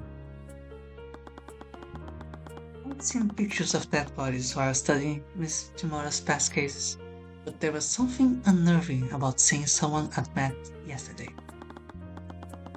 I carefully inspected the photo, taking great care to keep it out of Celeste's view. Just ignoring the part where he clearly wasn't stabbed through the back. He was stabbed through the front. You can see it here. Well, I guess the blade plain went as all day. the way through and stabbed through his back, but... Yeah, but like... You can't have the autopsy reach that conclusion when you have this photograph. Yeah. The sword has the highest concentration of transmutation traces. Well, suppose that makes it better that the autopsy doesn't have this to lead to the conclusion. Mhm. Why didn't those traces fully cover the weapon? Did the transmutation spell damage the sword somehow? Mhm. Oh, it actually shows the traces of transmutation magic. Let me see that again. Because that just looked like a kind of filter. Yeah, but I guess that's what the honeycomb pattern is about. It said not everywhere on the sword? Oh yeah, because it's like at the edges you can see that it doesn't like full image. It's like a field of it, which is the Yeah, on the image. But they specifically Yep. mentioned the sword, I think. Okay, that is fine. Maybe the tip of the sword past the image doesn't have it. What did it say here? Yeah, okay. Why was this picture not brought to my attention, Orem? What would be the point of that? The entire case is open and shut.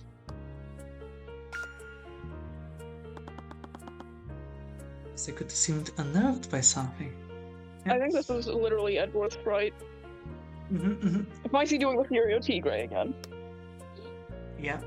Yeah. Right through the chest. Okay. If you're stabbing someone in the back, you're still stabbing right through the chest. So, but yeah. I think we should probably present the autopsy report though, because I think Yeah, that's different, right? Stab from behind, yeah. Stab from behind, yeah. Yeah, but I'm feeling like even if you're stabbed from behind, if you're perforating through the entire body, you're also stabbing through the chest, you know? But yeah. A bit of technicality. Objection! Nice. Sorry, Commander White, but you've shown us an even more glaring contradiction. Oh yeah? In your testimony, you said that my client stabbed the victim right through the chest. You can see right there in the picture. So, where is your contradiction? That's exactly the problem, Commander. Your picture undeniably shows that my client's sword impaled the victim from the front. But if that's really true, why does the autopsy report say that? I immediately said autopsy report.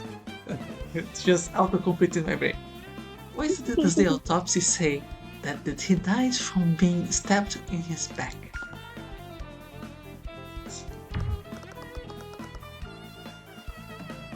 Orem, you were supposed to submit everything you had to me.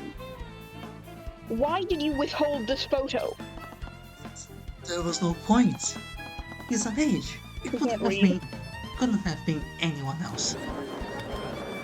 Murmurs rippled through the gallery. Even the judge shifted uncomfortably in his seat. Our justice system may have been corrupt, but they'll never get away with such a blatant error. Oh my god, did he actually have a voice line before? I think he said order once. Okay, so, because I was thinking, why did I pick Winston Payne voice for him? Like, I know his face looks like he's a judge, but no, it was the voice line in that. Oh, the mother in the court. Mr. Cuthbert, what is the meaning of this? Your Honor, this photo clearly shows my client's sword impaling him from the front. Which means there is only one way for the autopsy to be true. The sword would have needed to be inserted into the wound after the victim had died. That's crazy. Then why don't you enlighten me, Commander White? The music is going wild! Mm-hmm. Do you think my client impaled the victim hilt first with her sword? Or do you think she stabbed him through the chest, removed it, and then placed her sword in the body to frame herself? Huh? What are you talking about here? I'm not sure if this makes any sense. Like, through the back?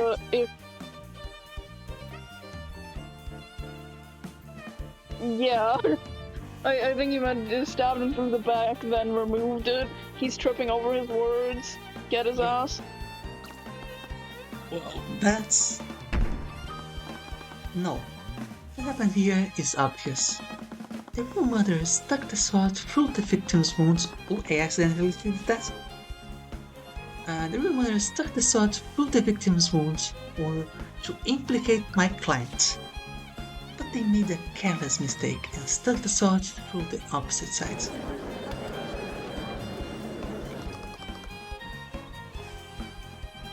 You're actually pretty good at this. Objection! That is huge alpha. That's so cool. It appears I underestimated you, but you've still gotten ahead of yourself. Is that so, Miss Tyrion? Let me ask the defense one question, Mr. Cuthbert. If your client didn't kill Flintheart McCoy, then who did? Should I know? If I'm not mistaken, it's the commander's job to figure that out. Literally, why would it be Tyrion's job? Oh, I'm well aware of the commander's incompetence, but one fact still stands. There were magical traces on the wound and the sword. Would you like to tell me how many mages live in that small town? I didn't like where she was going with this. Only one. The defendant is the only registered mage who lives in Cornhaven. Right. Cornhaven was a village of farmers. Celeste was the only mage there. Just 1 second, let me enable timestamp because I keep missing messages in chat, and then I don't know if it has been too long so I should talk about it or not. Normal settings, chat appearance, timestamp. There we go. Yeah, that was a lot of minutes ago. How many people did this project could just kill with the negligence? Crazy, yeah. Mhm.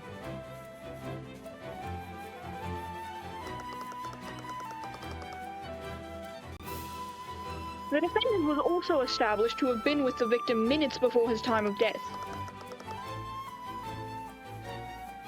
In addition to that, I have several witnesses who heard them arguing. You, on the other hand, can only implicate an unknown assailant. I doubt you could even tell me who they are. And so, it's clear that prosecution can't reliably prove how the victim was murdered. Say that the prosecution's evidence is irrefutable, but the evidence still leans heavily against the defense. There are far too many unanswered questions for me to pass a verdict. We'll give the Inquisition time to investigate the crime scene and clear these unknowns. I suggest that they conduct their investigation more thoroughly this time. We will resume the trial tomorrow morning. Court is adjourned.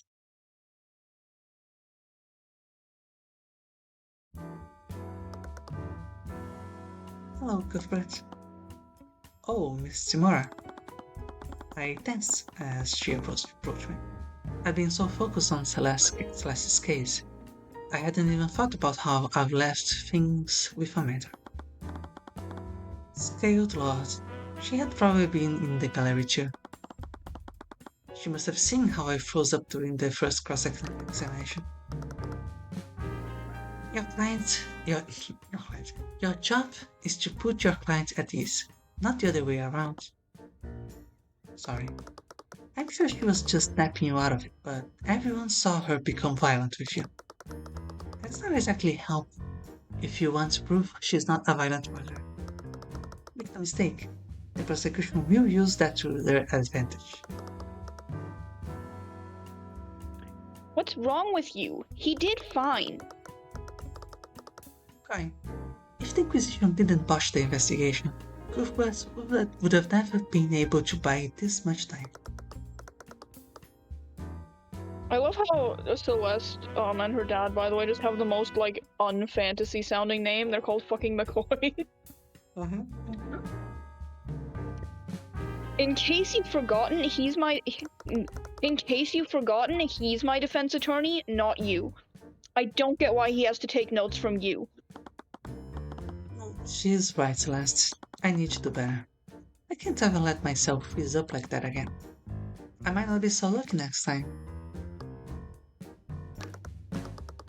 Other than that, I'll admit that you did well.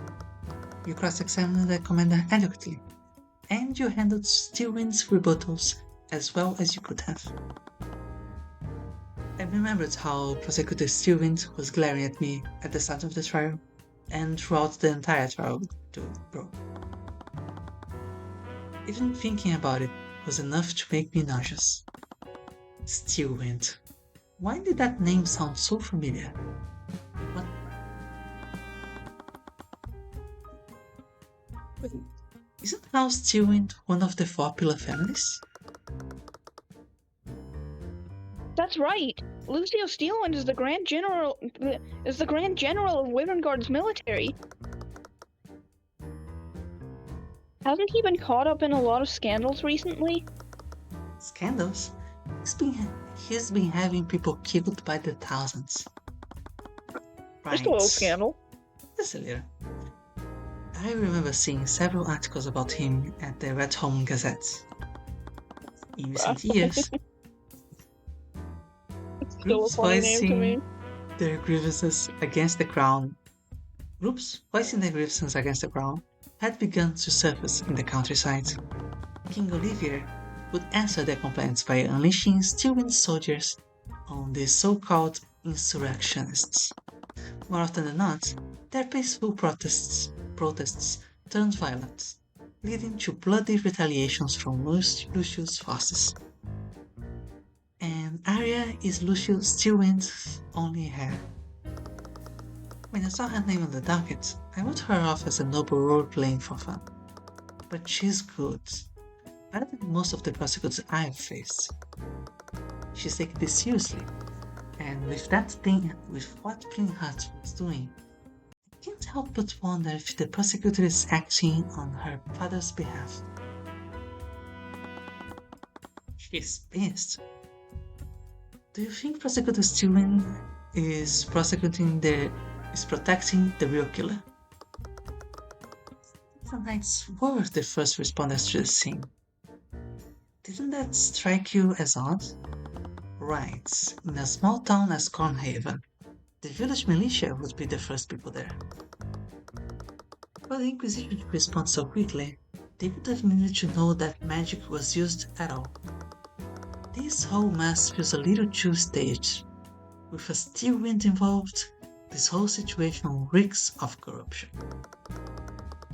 I'm sure locking up Flintheart's daughter would send a clear message to his allies. But if that were true, why did she help us in the dungeons? Either way, this works out in our favor. I can't fight the Stewins on a battlefield, but I can fight them in the courtroom. I'm guessing that she's the type that does not want to win just from the opponents not having enough chances. Something like that. Yeah. On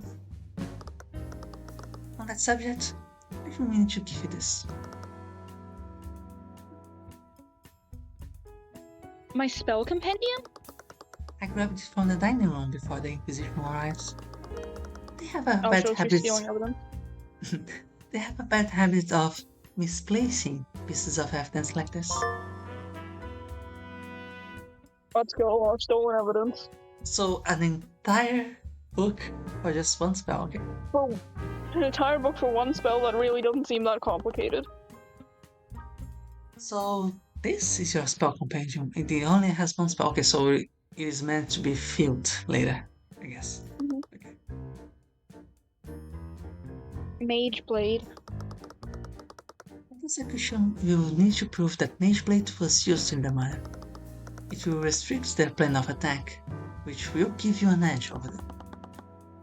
but I still have no idea who actually did this. Celeste, I need to talk to you about what your father was doing. Oh, She glanced at the bailiff. He was looming close, staring daggers at her. I should go. It looks like they can't wait to throw me back into that cell.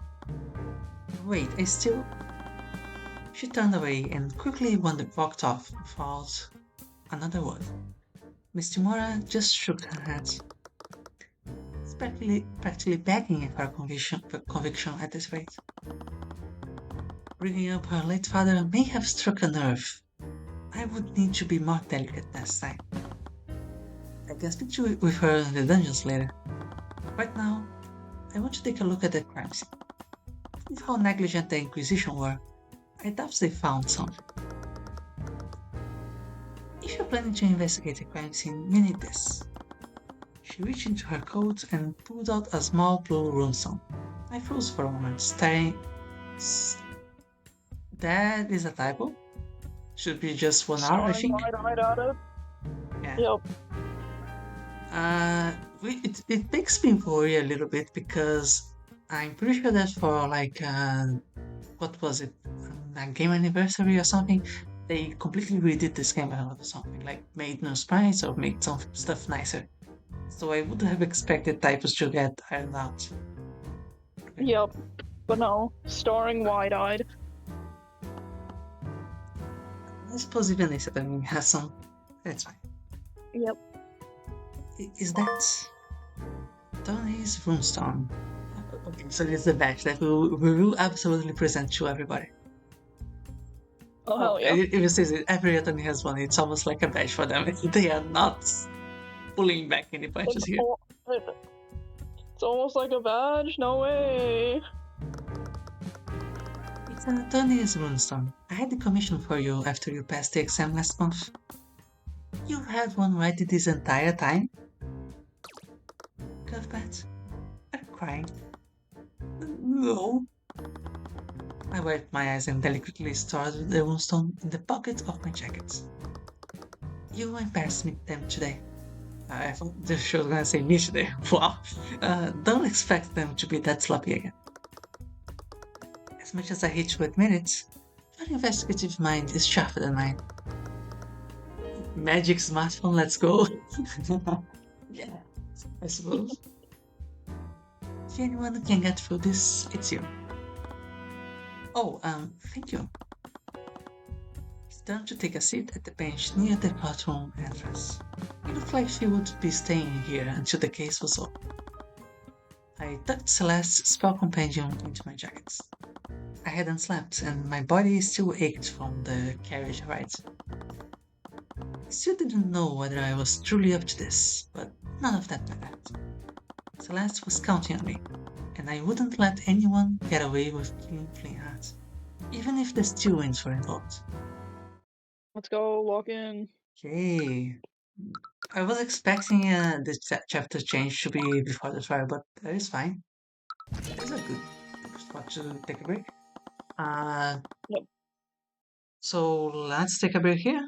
Do you think you can stay to the next chapter break, probably? Yep. So we'll be back like about 5 minutes. Yep. I'll see you then. Okay, bye.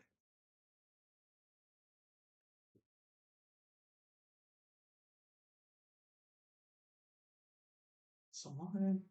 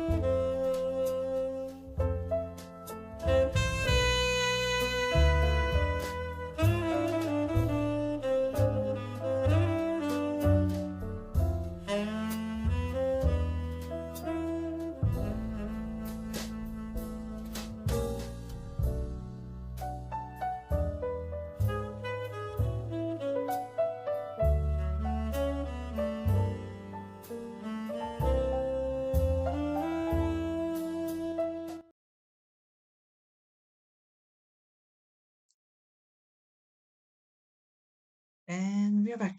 Let me see if the capture is still going. Yeah. So, I Cyan. forgot to eat, so I had to quickly go to the kitchen to grab food. Yeah, it was a nice break. I needed it. Okay, let's Mhm. get going now. The Inquisition had set up a teleportation circle at the crime scene. And as a defense attorney for this case, I was permitted to use it. Oh, okay. Huh. Okay, so they have some more advanced magic, but not everybody can use it because they were going by carriage. Okay, so there is a little bit of a hierarchy going on thing. I suppose there always was understandable stuff. Okay. With it, I could instantly travel back and forth between McCoy Tavern and the. It was That's miles very better useful. than having to travel by carriage. Sorry. Imagine if you could just teleport between uh the crime scene and the location in Ace Attorney without like in-universe time passing. I don't think it would do much, but like imagine. Yeah, it would certainly make scenes like uh the chase for the Mr. Radio guy a little less impactful, but It other would than be that, very silly. yeah. Oh my god, I can't hide the actual his sprite, but the person shape in the background looks very silly. Oh, it's you. What are you doing here? Commander White stepped in my way as I approached the tavern entrance. This time, I took out my attorney's moonstone and presented it to him. I'm the defense attorney in this case. I have every right to look at the crime scene. Whatever. Just remember, I've got my eye on you. Get that rock out of my face now. Sorry. Yeah, we have played this play. Okay. First of all, let's do the exact same thing to see if he has a different dialogue now. You already showed me this thing to me. Yeah, it's an attorney moonstone. I know. He looks like a cute little kid. Showing his mom a toy. I cleared my throat as I stowed the moonstone back in my jacket. Awesome. Also, this music is very beat and flippant. Uh, okay, interesting how they do the. Oh, that is E candle. I suppose any candle would let me examine that, but there's an interesting way to do that. Yeah. Candles on each of the tables in the dining area, but there were also lamps mounted on the walls. On closer inspection, they appeared to be artificial machines that could reproduce the effect of magic. Why wasn't the Inquisition using those instead? Okay, then they turn white, okay. There was a lamp mounted on the wall. It seemed to be built into the table. It is an artificial machine? I didn't expect to find something this sophisticated in a town like this. But artificial is just magic with a different name. Actually, these machines are either from surrounding mainlines too. I didn't ask for a science lesson. Anyways, look where artificially got these folks. The energy cell broke, and they haven't had any power for weeks. Just goes to show that nothing can beat good old oil and fire. Mm.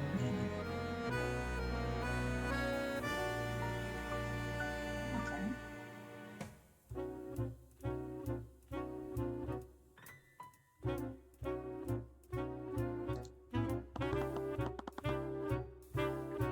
We want Pointed. you. Yep. It's a portrait of someone. There's some text on it. Adam Everly, politician of the pedantic. Huh? I heard of this guy. He's some kind of politician from one of the nations south of here. I heard he's pretty much a shoo-in to win whatever election they have going there. An election? Has he not been studying alternate forms of governance for his little revolution?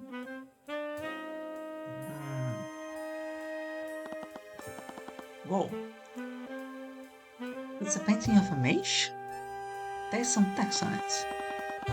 Somala Daglia, a legendary practitioner of the arcane arts. He mysteriously disappears one day. It's rumored that he was developing a formula for a new transmutation spell. Daglian was reckless in casting the spell, however, and he quickly lost control of it. His body was never found. Many speculate that he didn't die during the accident, but if that were true, where did the spell take him? Let me just switch back to my viewer here. Oh, nice.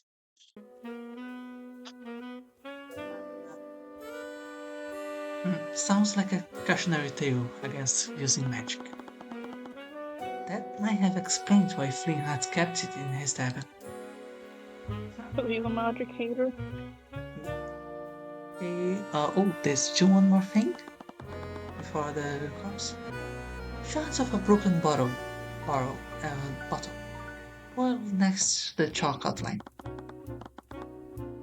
This shard has a label on it. It says Lotus Juice.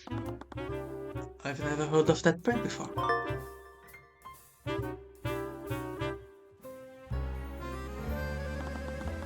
There's a chalk outline on the ground of the tavern, creating a rough silhouette of Flynnhart's body.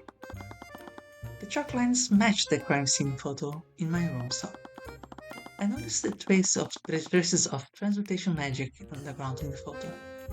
I traced my finger over the areas where they have been detected. The texture was rougher and almost sticky. Did someone use transmutation magic to alter the floor? Tell me they... Wait. That is... I was thinking that maybe they made him sleep or something silly like that, but that is the exact opposite of that. Yep. Wait, is that more? But could you imagine though? Yeah. I suppose we have to talk to him. Oh. So there are sub-menus this time. Or not? Okay. Oh, fancy. I guess this is just topic called questions. Commander White, I was wondering if I could ask you some questions. You seriously think I'm going to help you? I know who your boss is, and I know what you're up to. She probably sent you here to con me. I just needed some information about the crime scene, as is my right. Yeah, sure you do. First, I thought that he was just another corrupt knight, but this felt oddly personal. I wondered if this could all just be a misunderstanding. I might be expected to persuade him to cooperate with me. I like this like fucking chef or baker girl's design. Are we ever going to see any of these like example characters? I imagine, but I hope so. Yeah. From the very beginning, I felt you've been hiding something from us. Oh shit. Psychological profiles. Oh. occasionally need to argue against people than persuade them. Okay, this is something a little new, I suppose. Yeah, like the argument mechanic and now the psychological profiles is unique. This is like the one thing keeping this game from being like just a straight rip-off Ace Attorney. With added magic, yeah. Let's... But wait... Oh, okay, and now it shows an argument here. I see. Yeah, let's check. So we talk and fill out the psychological profile and then we argue, or... Maybe, let's see what is already there, if anything. I do like this black and white art for the menu. Oh, okay, just saying that. I thought you were going to say more. Okay.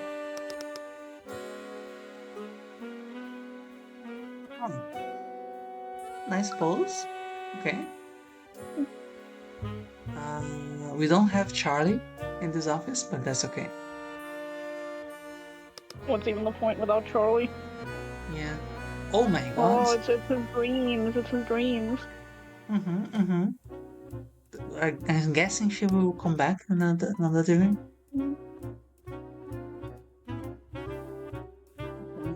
Yeah, this clearly shows the slits here. Yep. Who is this? I see some I think goggles. that's still her, just with. I think that's the same character, just with goggles. Because it Yeah. looks like the outfit is the same. Yeah, she that's true, tinkers yeah. now. Okay. I approve. Oh my god. Are they drinking? What the shows I'm drinking with Arya? That's fascinating. Right? What? Is this Arya? I don't think so, but like, what if it is though? Yes. Okay. Yeah. Okay. That is a fun. See. Yep. Loved.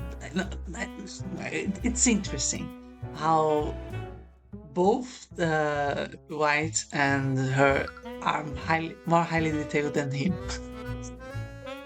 But, yeah. Okay. Enough on that. No one cares about Tyrion. Oh, okay. The profile is just a bar here. Okay, I see. Yep. So I guess you have to fill it by talking to him more. Probably, yeah. So, what does the Arcane Inquisition do exactly? You're trying to pick a fight with me? No, I'm genuinely curious. Well, we are called in whenever they find traces of magic at a crime scene. Things like this happen often. Nah, maybe once in a blue moon. It made sense. Most mages were in the nobility after all. Once who made a habit of falling into scandals didn't last very long. You must have an easy job then. You got that right. That's the only reason we exist, to clean up the nobility's messes. He didn't seem very happy about that.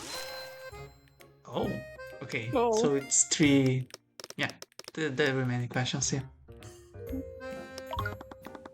You seem to speak negatively about magic. Do you have a personal grudge against mages? It ain't a grudge, it's just common sense. All it takes is one spell. Some rich kid just needs to wave their hands and mutter some magical nonsense. Then that's the next thing you know, someone's dead on the ground. Not to mention, if some bonehead really overuses their magic, they end up snapping and going on a rampage. Are you talking about mage points? Oh, it is going to become relevant. Okay. Oh boy. Yep. What happens when a mage gets too arrogant, and nobles have that in spades. I don't know if this is going too far, but why would you join the Inquisition if you hate mages so much? Considering the fact that my job is to sweep the nobility's crimes under the rug? I didn't mean to insinuate. No, you have the right of it. Anytime a noble screws up, I'm told to look the other way. But every once in a while, I'm allowed to put a criminal mage behind bars. We can't go after the nobles, but any other mage is fair game. Or at least, they were, before your boss showed up. My boss? Did they have something against what Miss Tomorrow was doing? Yeah, he wants all mages in prison. I have to ask, did something happen between you and Miss Tomorrow? Miss Tomorrow, you really are her lackey, through and through. She's my legal guardian. I owe a lot to her. Oh, that's who you were this whole time?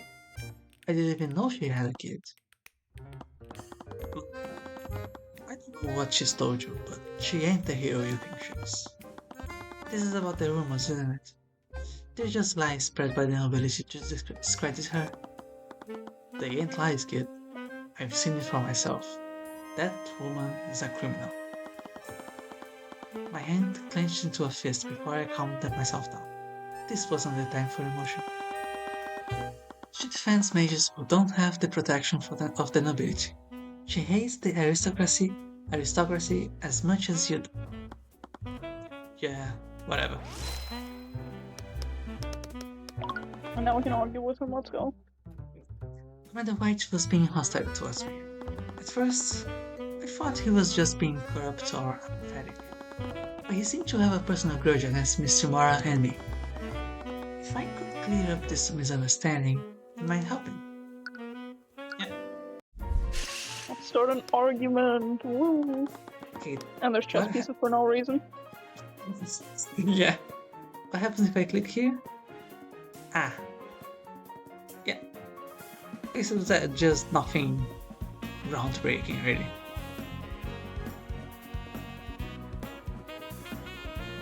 Well, he will respect you if you defend yourself against personal attacks. That is good to keep in mind, I suppose. You have an issue with me, Commander White? Don't give me that crap. I've seen who you work for. Think I don't know what you're doing? Robert Mora is a crooked lawyer. I'll be dead in the ground before I help you. Yeah, we saw that we don't want to defend her. Regardless of what, yeah, that seems like a good idea. I'm the one heading this case. Yep. No, let's do the deflect. Regardless of what Miss Yumara has done, I'm the one heading this case. You don't even know me. Whatever problems you have with her, they have nothing to do with me. I've seen how she defends her clients. Forgery, bribery, blackmail. You do whatever it takes to win. You're just He's like reverse Ron Karma. Yeah, actually, yeah. Defense attorney Ron Karma. It doesn't matter what you say. I know you're just like her. No, defend against personal attacks, yeah. Maybe her successor has nothing to do with it. You know that helping me is the right thing to do. Oh, okay, I guess not. Won't answer the question. You want me to trust you when you can't even give me a straight answer?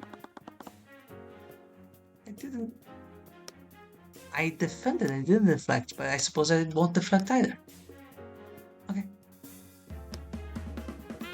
Suppose this means just that I will successfully counter the personal attack. Yeah. Forgery, bribery, blackmail. Have you seen me do any of those things?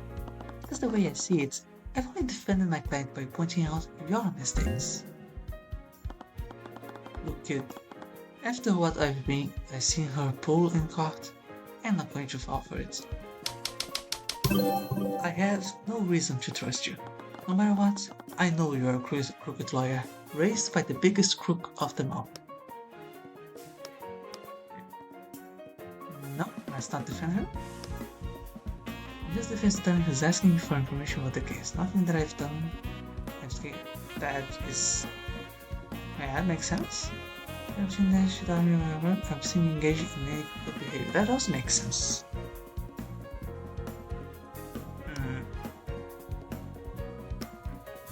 I feel like...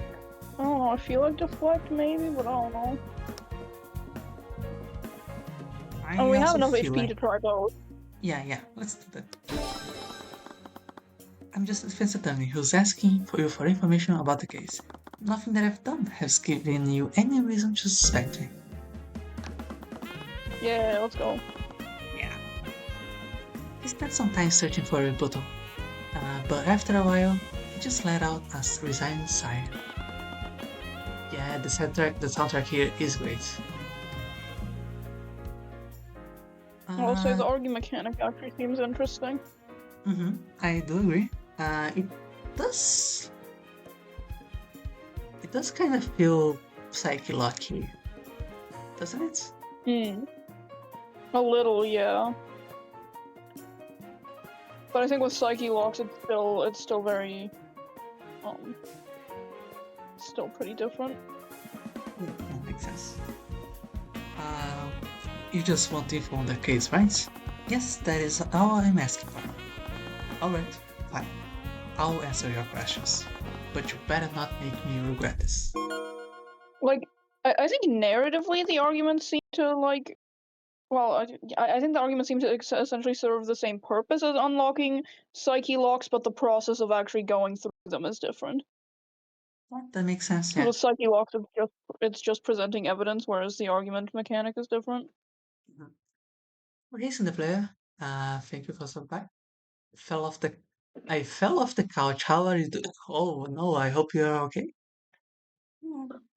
Doing pretty well. We every 5 minutes we have something to compare with Face Attorney over here. But Yep. we are all jamming to the music. It's amazing music. Okay. I successfully persuaded Orin White.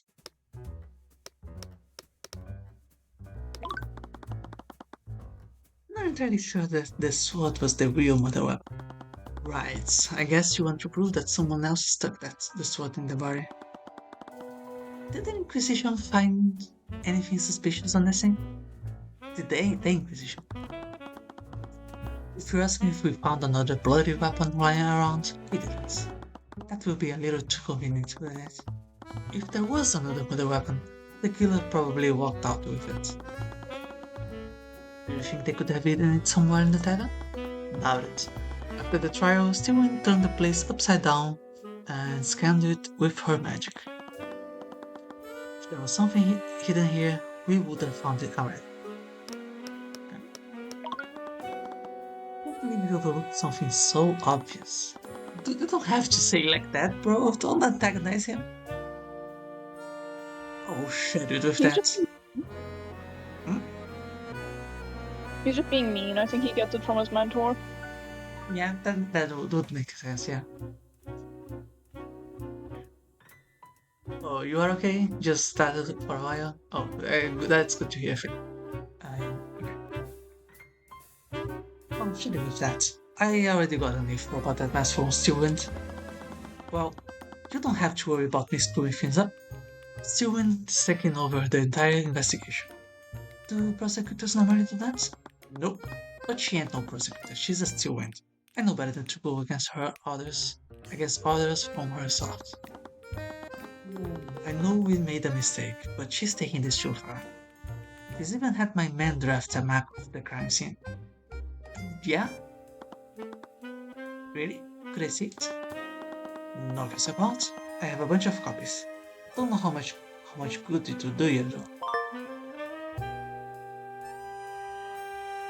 Yeah. I do actually appreciate that the first trial isn't just full-on newbie tutorial trial. Yeah, no, it has like a full investigation sequence, multiple days of court and stuff. Mhm. Like it obviously expects the player to have played his attorney. So yeah. I heard that this was Prosecutor Stillwind's first trial. She must be pretty talented if that's true. A pain in my ass is what she is. Damn noble comes in here telling me how to do my job. Lord knows what she's even doing here. Do you think she's here on behalf of her father? I honestly don't know. My men are on edge because of that. Well, we were deployed to one of those regions, the ones where her old man was squashing those rebellions. They said we need to investigate the terrorists there, but by the time we got there, they just had cleaned up. They just had us clean up the bodies. Scared lot. Doesn't matter if it's women, or children. Lucius still will kill them all the same. A bunch of my men quit after that. They couldn't stomach working for a monster like that. Why did you How? stay? Yeah, right. I guess should put mages behind bars. How are you supposed to pronounce the title of the thing? I believe it would be Tyrion Cuthbert, Attorney of the Arcane. Yeah. At least that's how I've been pronouncing it. Yeah, I've also been saying Tyrion. Yeah, okay. What about you? Nice. We all gotta get paid somehow. Not like I can do anything. He's basically a duke. I found everything that I could in the dining area, but what did it all mean? No other murder weapon was found, and there wasn't any evidence of another person at the scene either. I only knew what the anonymous witness. I only knew about the anonymous witness who discovered the body. Hey, you okay, kid? Once again, I let everything else disappear from the world. You listen. There is no clear evidence pointing to another killer. Wait a second. I like this music. I have a feeling we have heard this one before, but yeah, it's nice. Mhm. There is, however, evidence pointing to whether or not Reinhardt moved when he was attacked. What?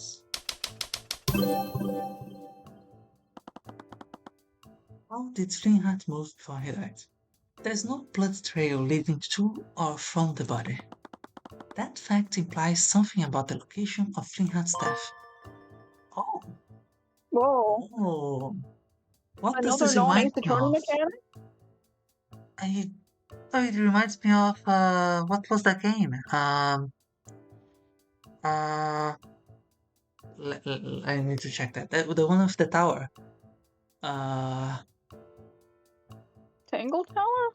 Tango Tower. Yes, because they had the Deuce investigation. I'm not sure if it was the Deuce, but it had a thing with multiple rollers of words that we had to combine to make a sentence. Yeah, I see. nice. Yeah. But more than one response may be technically true, only one will be meaningful. Good to know. Not the killer. Hearts. Linhardt did not move during the attack, I guess? I guess. Yeah. How did Flynn? Yeah. Flynn died where he was attacked. He didn't move from his position at all. He might have even died instantaneously. Yeah, I guess that makes sense. There's also the autopsy report. Now they say autopsy report, okay, which says that he died from a stab from behind. He must have been facing away from his attack. He was probably caught off guard, or he would have been in shock and too incapacitated to move. It also doesn't look like his body was dragged anywhere either. He was definitely attacked right where this chalk outline is.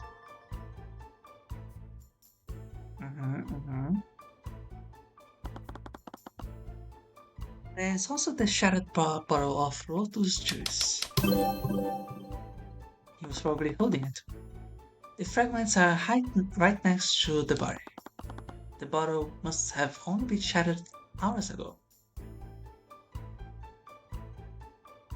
What if dropped the bottle during the attack? Yeah, that makes sense. Yep. Flynn dropped the bottle exactly when he was attacked, which implies that he was holding it when the attack occurred. What's so strange about that? These details may seem insignificant, but together, they will give us a better idea of what the board looked like. It's supposed to be a metaphor, don't say it out loud. This fucking chess player, man. What? There's also When all the you know fact is how to that... play chess, everything looks like a board. I know, right? Also the fact that the lights were out. Where were these candles here when you arrived at the crime scene, Nora? No, we had to light some so we could see the crime scene properly. Well, the state was clearly dark. We thought it was weird too. The girl and her father must have had their argument in the dark. So, oh, that was meant to be a device, okay. So they didn't light any candles to make up for the broken lights. The crime scene wasn't lit. By the lamps? Yeah. There wasn't any lighting during the attack. It could have been produced by the murderer. I could slowly see the position of the pieces, but there was still areas I was unsure of.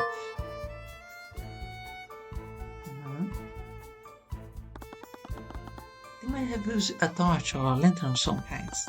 Additionally, the arguments that Celeste had with Flintheart. I always keep wanting to say Flintheart, but yeah, must have been sparked by something. Things seemed fine between them before I went to bed. It was spontaneous. We weren't planning to have a conversation in this room. In this darkness, Flintheart wouldn't have a lot of visibility. He probably never saw the attack coming. He would have been surprised and in too much shock to run away. Kids? The bottle may seem insignificant, but he was holding it when he was attacked. Was he pouring a drink for himself or a visitor? Kid. I was in a frenzy, but the commander snapped me back to reality. What was that all about? Sorry, I just get lost in my head sometimes. Yeah, well, cut it out. You were mumbling like a crazy person. Right, sorry. It felt like I'd found everything I could hear. It was time to move somewhere else.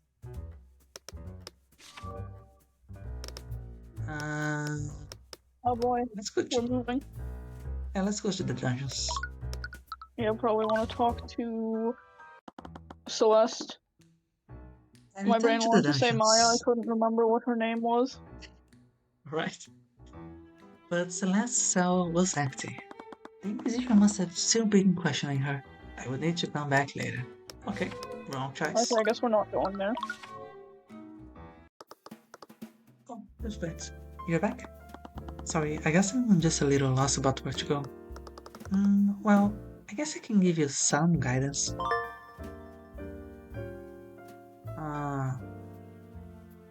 Okay. In future cases, you may receive assistance from a certain mercenary. Oh, I wonder why. Maybe because she won't be around? They're really not being subtle, come on. I would really love it if they did a 180 and just... No, she's just going abroad for something. Because they are limiting their expectations here. Foreshadowing is a literary device. Yeah. Do we have to talk to her? No, it's kind of like an Ace Attorney when you talk to Maya or whoever your girl is and you don't know what to... They usually just I'm guessing we can try going back to the dungeons because it's the only thing that we have left. Did this trigger the tavern has an upstairs. We didn't go upstairs in the tavern, did we? Oh, right. That is a good call. I saw 3 options and I think I'm... In Ace Attorney, I think it shows your current option. At least in modern games. So... I don't remember. I was kind of feeling like that, yeah. As I made my way up the stairs, I overheard Steelwind arguing with someone.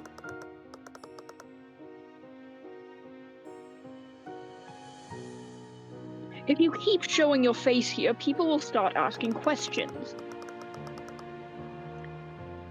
I have the investigation under control now. All you have to do is stay quiet until this is over. I'm not sure if I noticed before that her Akhenaten's evocation. Yeah, I don't notice that. I'm wondering if the tattoo of fire is actually representative of Oh, okay, so this person has firepower or something. Who Like knows? We'll have to if it's see. a birthmark or whatever. Mhm. Okay. You may be a Oh, student, it's the twink again. yeah, but this is my land. I will do as I see fit. Transportation, yeah, got it.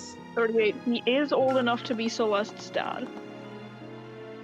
True, Barely, but he's True. old enough. true, yeah.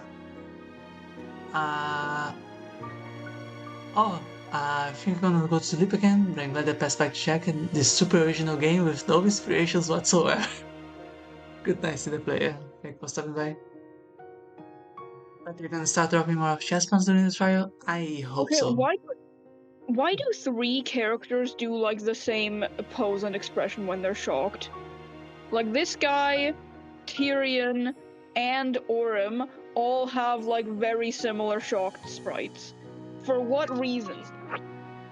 Interesting to know this. Nice. Yeah, it is a very iconic, but not so much, I guess. Oh, he's mad. Yeah. As I turned down the hallway, I bumped into what appeared to be a nobleman. With a quick motion, he He's drew a emo. handkerchief to clean the parts of his clothes that had brushed against me. Oh no!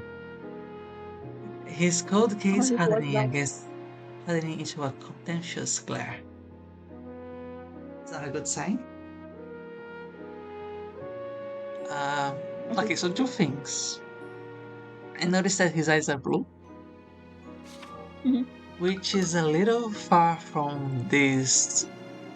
Yeah, I don't. They're probably not actually related. Yeah, They don't really it, look alike or anything, so.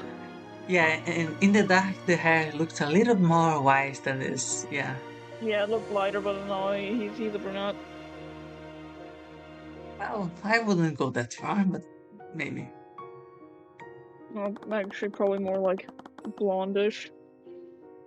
Yeah, kind of grayish, I guess. Yeah. Yeah, grayish blonde. He gave me the same look he would probably give to a rotting pile of excrement on Cornhaven streets. On the Cornhaven streets. Oh, sorry. Where you're going, you wheat. You're the defense attorney from the trial, aren't you? And you are? I am Garrick Pierce, the ruling noble of this land. Occupation nobleman, okay. The leader of House Pierce. He is the ruling noble of Cornhaven and the villages nearby. He appears to be involved in Occupation. Prosecutor Stewing's case against Celeste, but to what extent? Occupation nobleman. Yeah, that's not different from anybody. The unemployed? Yeah.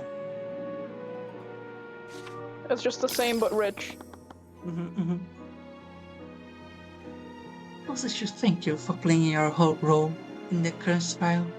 If only you weren't such a stubborn nuisance. Hmm.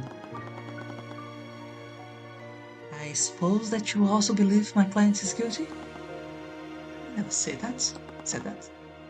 But I'm not wrong, am I? That is not what I believe. This entire scandal has done nothing but rile up the public. Magic is a gift for the nobility and the nobility alone. It's a symbol of our cosmic right to rule. Yeah, it was clear as day that he was going to be one of those guys. Yep. Masters like that girl should know their place. This is what happens when the gift of magic is used by those of impure blood. You This can't is say going. that, man. You can't be Yeah, talking like that. yeah.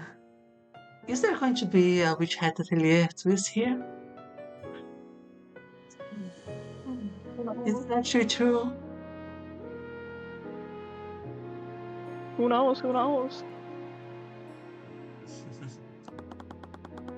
It's a Just mystery. an innocent woman who got wrapped up in all of this. I must commend you. You almost had me fooled. Excuse me? Wait, you actually believe a little story? I Okay, actually really like this part. That is a similar sprite to Celeste's like giggling slash smug sprite, and normally if the I would putting some weight into sprite parallels. However, considering we've seen 3 seemingly unrelated people who have the same shocked sprite, I don't know if this game does sprite parallels in the same way Ace Attorney does. Yeah. So it might just be coincidence. Yeah, that makes sense. Yeah, it's less from Danganronpa in this case, yeah.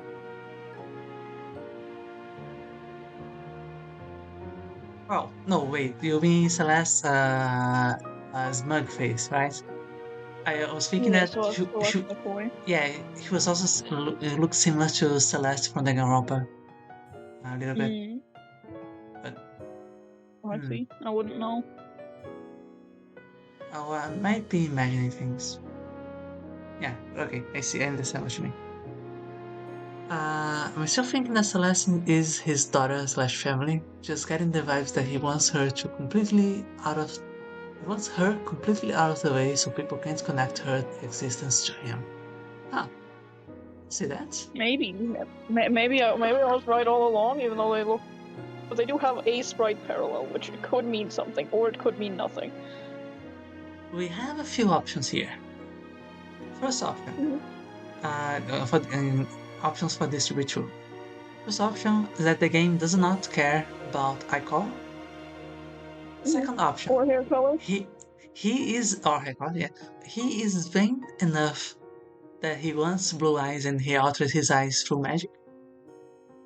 Third option, he was crazy enough that he changed the color of his daughter to be different to his. I don't remember what my fourth option was, but yeah. Fourth option, the her eye color and hair color. The other. You cut out there. You couldn't make out what you said. Fourth option, the eye and hair color are from the other parent and dentally looks nothing like him. Yeah, but I don't think. Well, maybe. I'm not sure how the genetics work there, but that might be making too much of a stretch. But I know that certainly, like someone with blue eyes can't have a child with black eyes, but I'm not sure with brown eyes there could be enough genes from the other parent. I think generally, like, brown eyes are like a dominant gene, but that's implying that this game really cares about how genetics, which I find doubtful. Yeah. That's yeah. Wait. Do you actually believe her little story? This is a defense attorney if they don't believe in their clients. Yeah, that is a lesson that I'm sure was obtained from somewhere. No, surely not. Scale Lord, and here I took you for another envious commoner. But you actually believe that right? Are you sure you're tomorrow's brat? I knew I had to pick my battles, but I really weighed the legal consequences of punching him square in the face. He is a very punchable looking guy. Absolutely, yeah. Let me tell you something, boy. Even if that bastard is innocent, the charges have been laid and made public. Someone has to take the fall, lest the public accuse the justice system of corruption. If the king believes there is any unrest here, even for a moment, he will unleash Lucio Stillwind and his soldiers upon this region. I'm not sure which case or which prosecutor to blame this on to put this on, but I'm fairly sure that there was someone in this attorney that the whole deal was that no, yeah, we have to prosecute somebody because of or else the public will not look well in the justice system. The greatest attorney, right? I wouldn't know, I haven't played it. I think that is a bit of a plot point on the greatest attorney, but not. I see. Yeah. Okay. Maybe she could be the true heir to the land if she was like a sibling or something. Although that's a bit of a fetch theory. Yeah, that could be. Hmm. Oh yeah. The, their age gap is a little much to be siblings. I feel like, maybe? No, I mean it's entirely possible. He's like what, Entirely 19 possible. years old. Yeah, it Like is entirely possible. my mom's brother is like 20 years younger than her. I don't see much of that here. Okay. Mhm. Yeah, if the king believes there is any unrest here, even for a moment, he will unleash Lucius and his soldiers upon this region. I'm sure you're well aware of what tends to follow after. He actually cares. Well, That doesn't mean my client should be convicted of a crime she didn't commit. What is one insignificant girl when compared to the stability and well-being of the people in this land? You are far too short-sighted. that's enough. Stop antagonizing him, Pierce. He glanced at the prosecutor for a moment and then back at me. For a moment, I got a flicker of fear in his eyes. Oh, I suppose He's that even scared of House an 18-year-old. Pierce. Yeah, I suppose that even House Pierce had reason to fear the Stillwinds.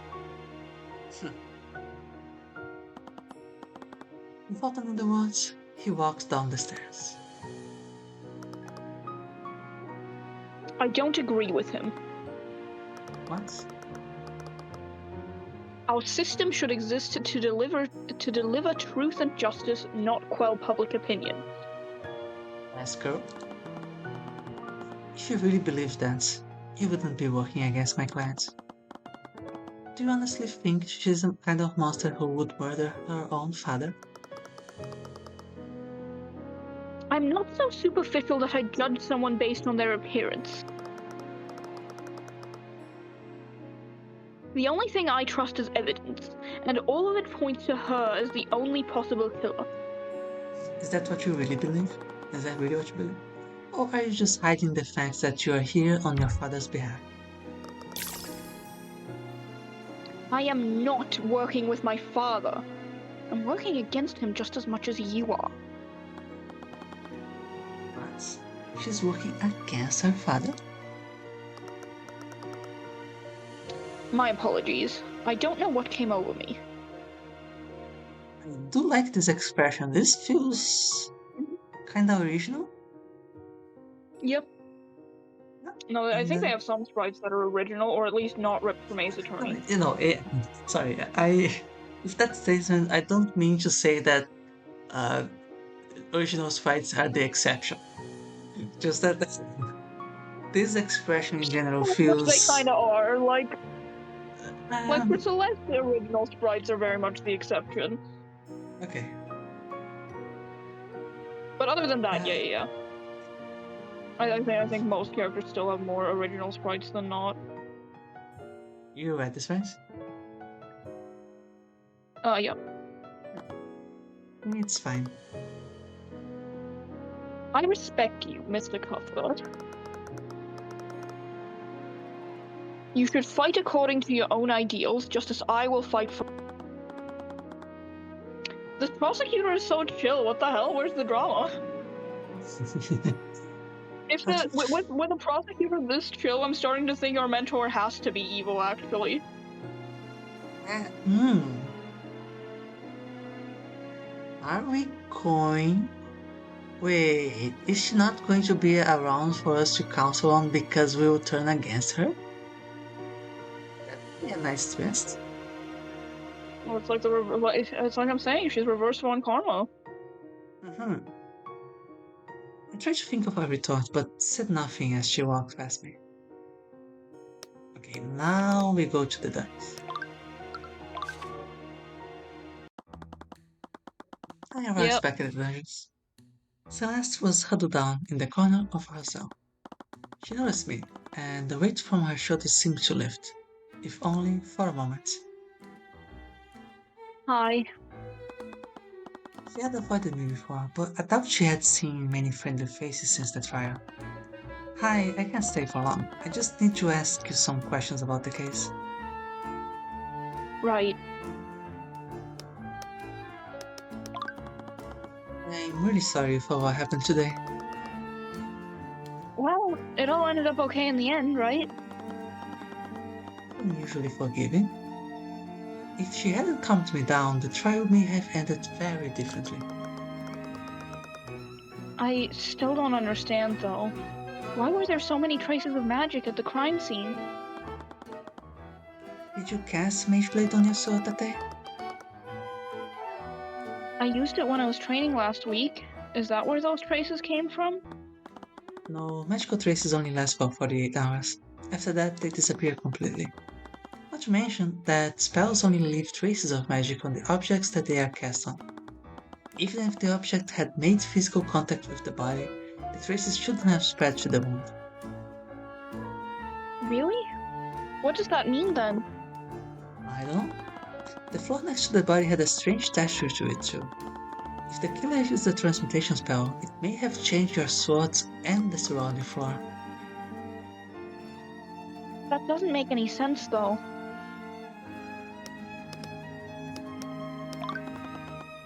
Your theory sounds far-fetched, but the traces were only on parts of the sword. That must mean that the outer layer of the sword must have broken off during the murder. But my sword can't be damaged like that.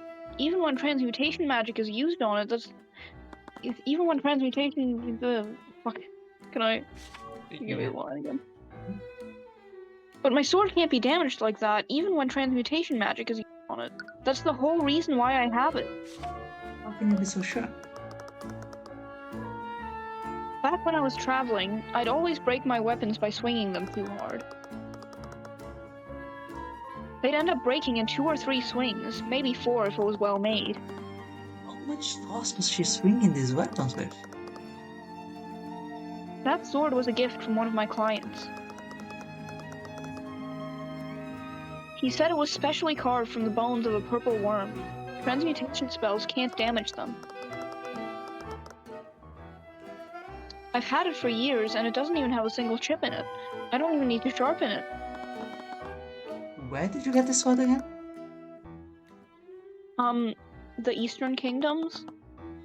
Isn't travel outside of Reuvengarde illegal? That is rather That's tyrannical. crazy. Yeah.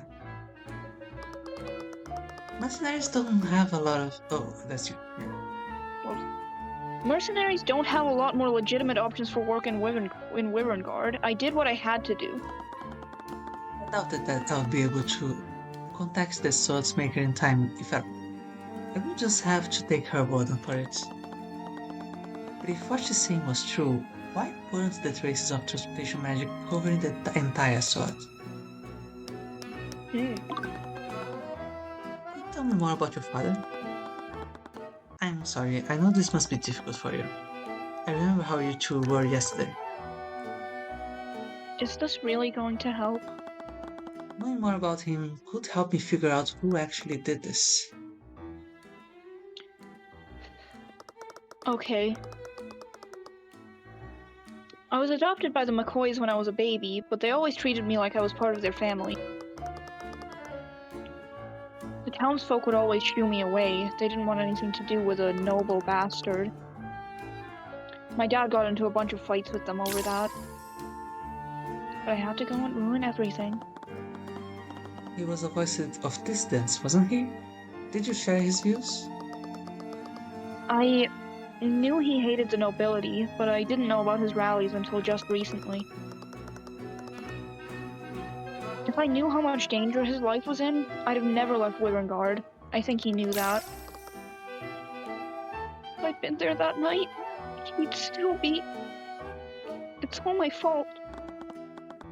It's not your fault. No one could have expected that. I felt sorry for her, but I really needed to know more.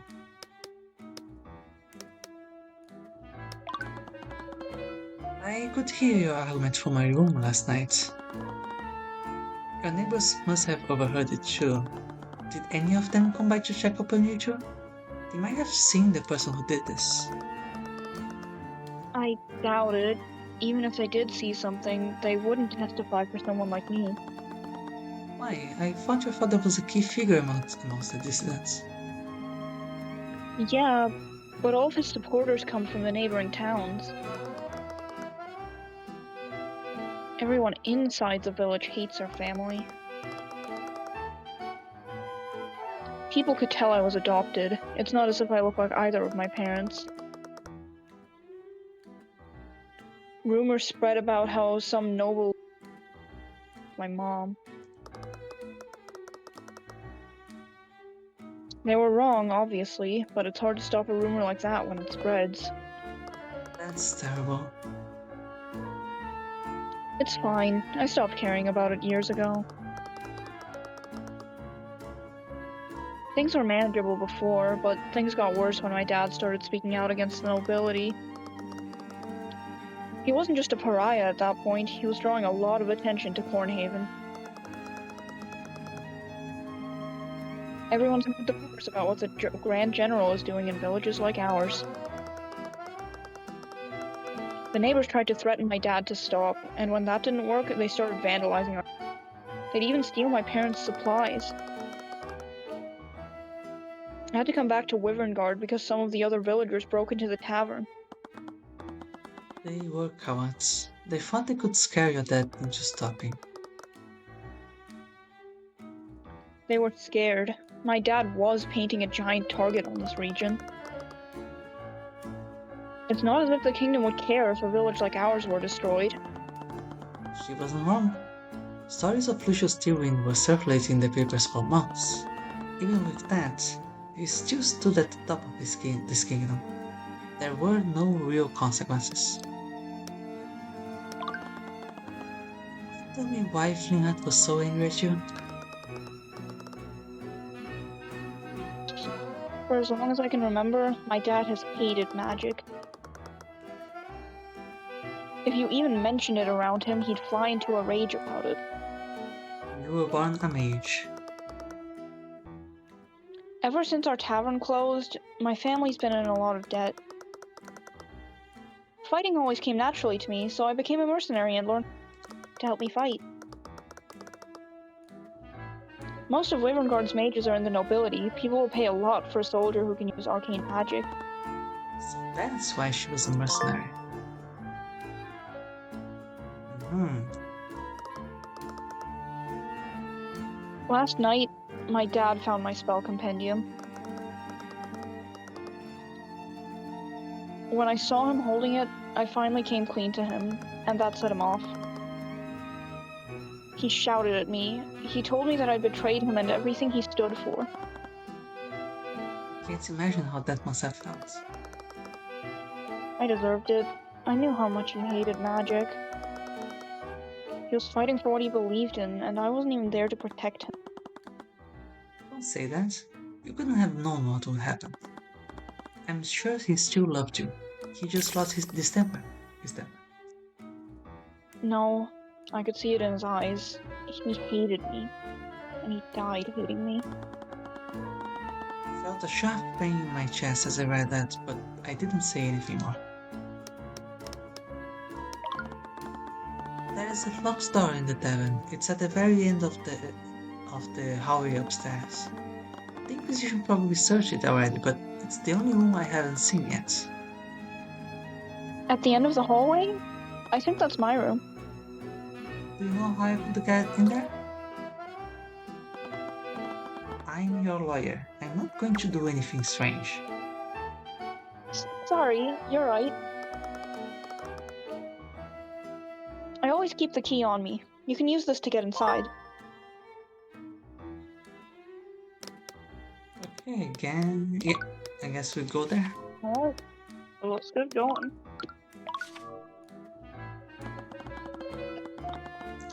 I slid Celeste's key into the lock and turned it, allowing the door to creak open. I heard the fumbling of objects on the other side. Someone else was there. Oh? Okay, Oh shit, it's the mother? Question mark? probably, yeah. Um... You want to take it or should I?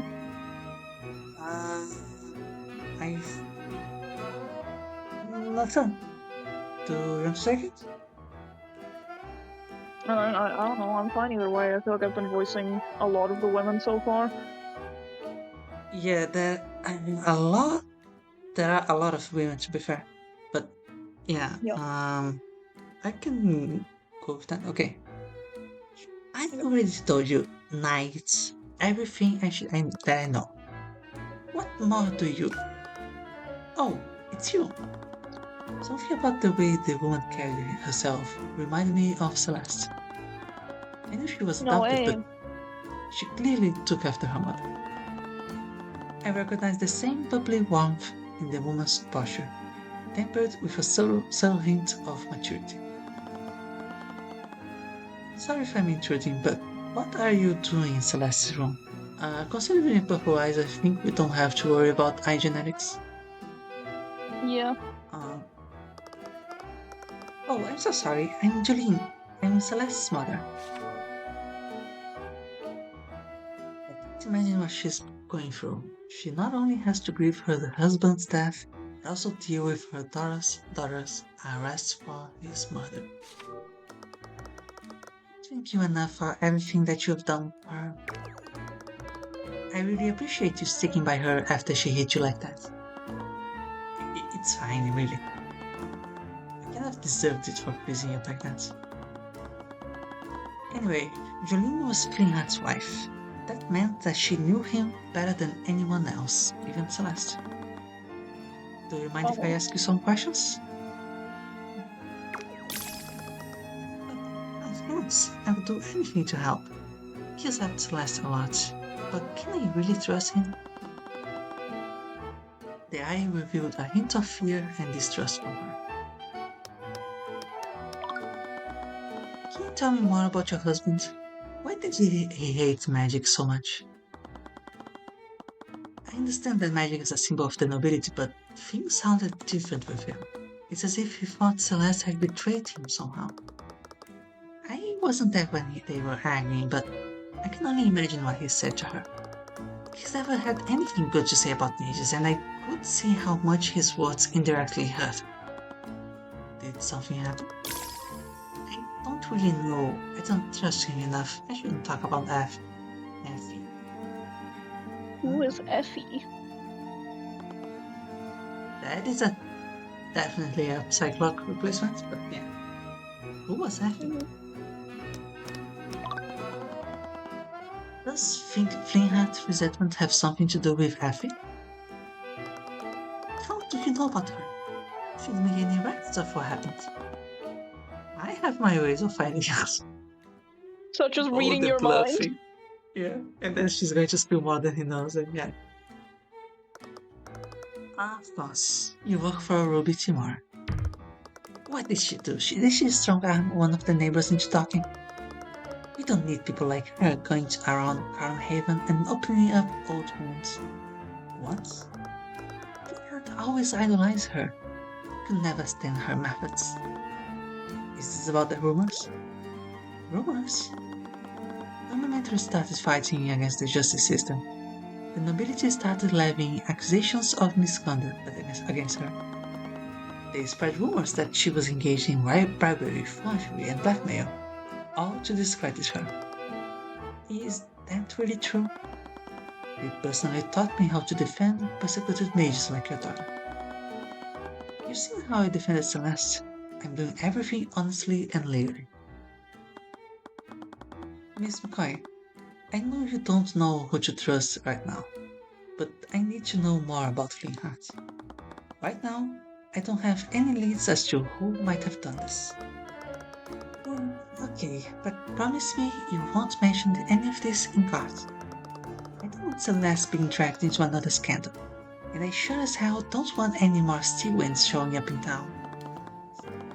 I can't make any promises, but my priority will always be to keep your daughter safe. I guess that's as much as I can ask for.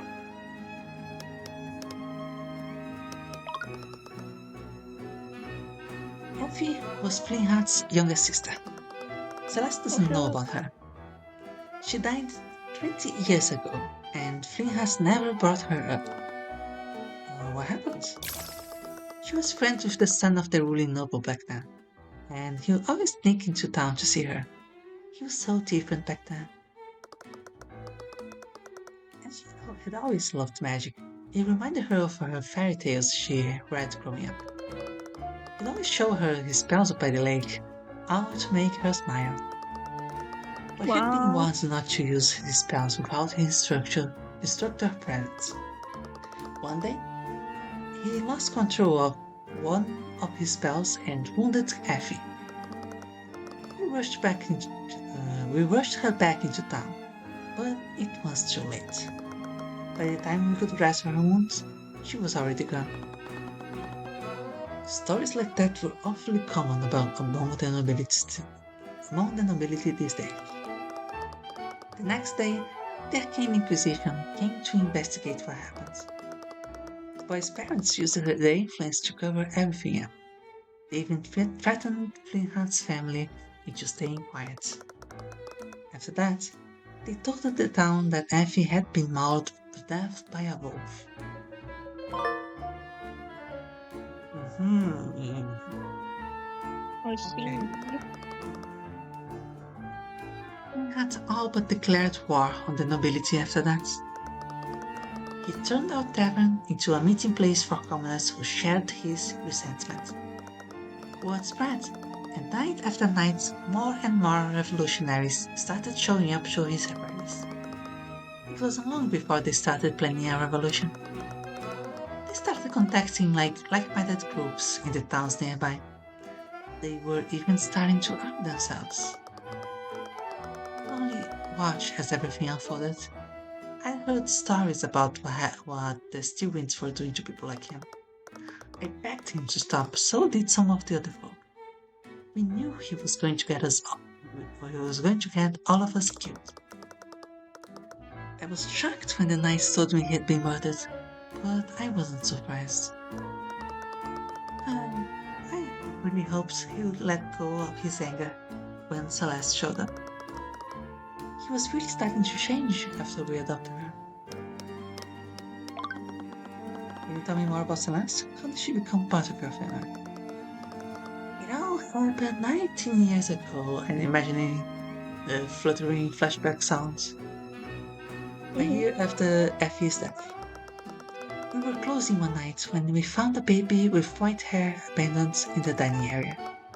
We waited weeks for her parents to come by, but no one ever came looking for her.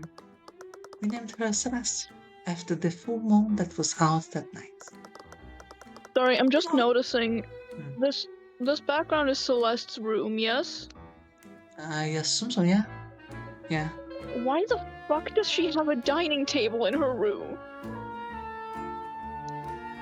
With That is like so true. 6 chairs. Not 6, 8. Yeah, It's yeah, it's the 6 on one each of the side, rows yeah. are covered by the one. Yeah, no, it's with 8 chairs. Who the fuck? Yeah. A bed Yeah. is Oh, right there on the other side of the room, dining table, chairs, also, seemingly blocking a door as well. I assume that is like a cupboard or something. Yeah. Yep. Also, is that a painting of a giant axolotl? It looks like it. Someone riding it? Yep. Okay, let me check. The ruling noble, could Celeste be Effie's daughter? Mm. I was also thinking of, I don't know, because she did die a full year before Celeste was born. Yeah, completely normal furnishings to have in a bedroom, yeah. We always wanted a child, so I thought she must have been a gift from the scales once. But one day, I spotted Celeste practicing her magic. I think that's when I realized that a noble must have abandoned her at our inn. I didn't care though. I loved her all the same. Ringhard did too. Wait, you knew she was a mage at the night time? I did. I haven't known her very long, but she's a terrible liar. Ringhard must have noticed it too, but I think he didn't want to believe it. It's my fault. I should have forced him to see the truth. Mm, I spoke with Celeste earlier, and she believes her father died hating her. What? He loved her more than anything in the world. They must have been really close. More than anything. Do we want to hear a story? Celeste had just come from the Eastern Kingdoms. She wouldn't stop talking about this foreign drink that she loved. Bringhats that did everything he could to have it shipped here. He even called in a bunch of favors to do it. In the end, he was only able to get a single bottle of it. Is it really that rare? It's a product of the Eastern Kingdom, and it's hard to import anything from outside the Vanguard. I would be surprised if it were the only bottle of Lotus juice in this region. Oh, wait a minute. Interesting. Lotus juice? Is this the bottle that Flintheart bought? Oh no, he was going to surprise her with it. Oh no. Oh no. I'm thinking now, is this going to go the way of, oh, maybe there was poison in the bottle? Well, I don't know. Oh my god. But it had disappeared too. I found it shattered on the floor of the dining area. Strange. Celeste will always help herself to our pantry, so he was hiding it in our room. Really? When was the last time you saw it? It was right before I left the house that night. It would have been in this room before their arguments. The shattered remains of a glass bottle. He was holding the... Okay. I investigated the tavern as much as I could, but there was still one last thing I needed to do. It was time to head back to the dungeons and talk to Celeste. Okay. Let's talk. All caps. Oh, you're back. Did you forget something? There was one last thing that I wanted to talk to you about. I wanted to talk to you about the argument you had with Flameheart. Oh, I knew what it was like to lose a parent. I'll never be able to carry that burden if I thought my mother had died hating me. I know he was angry at you, but after everything I heard about you, I know he still loved you. Tyrion. Even if in his final moments, I'm sure he still cares for you. Shut up. You don't know what you're talking about. It looks like it wouldn't be that simple though. If I would need to persuade her if I wanted her to believe me. Persuade, all caps. You gotta present the lotus juice in the argument. Yeah. My final argument with her father would be a lasting scar on Celeste. Throughout this entire investigation, I learned how much they cared for each other. I couldn't leave things as they were. Yeah. The chess pieces don't really fit any other thing here. Okay. Yep. I know you're just trying to make me feel better, but my dad has hated mages. I know that better than anyone. He's always hated magic. There's no reason behind it. Well, that's not true. That's a lie. No reason, that is a reason. I don't know if it's my place to say this, but that is a reason why your father hated magic. What? Decades ago, he had a sister. She was killed by a mage in a tragic accident. That's why he resents magic so much. He ripped away someone that he loved dearly. I never knew that. But that just proves it then, doesn't it? It was selfish of me to learn magic. I know how he felt about it, but I didn't care. I just wanted to get away from my life here. He had every right to be angry at me. I was being selfish. Oh, I'm not entirely sure about that.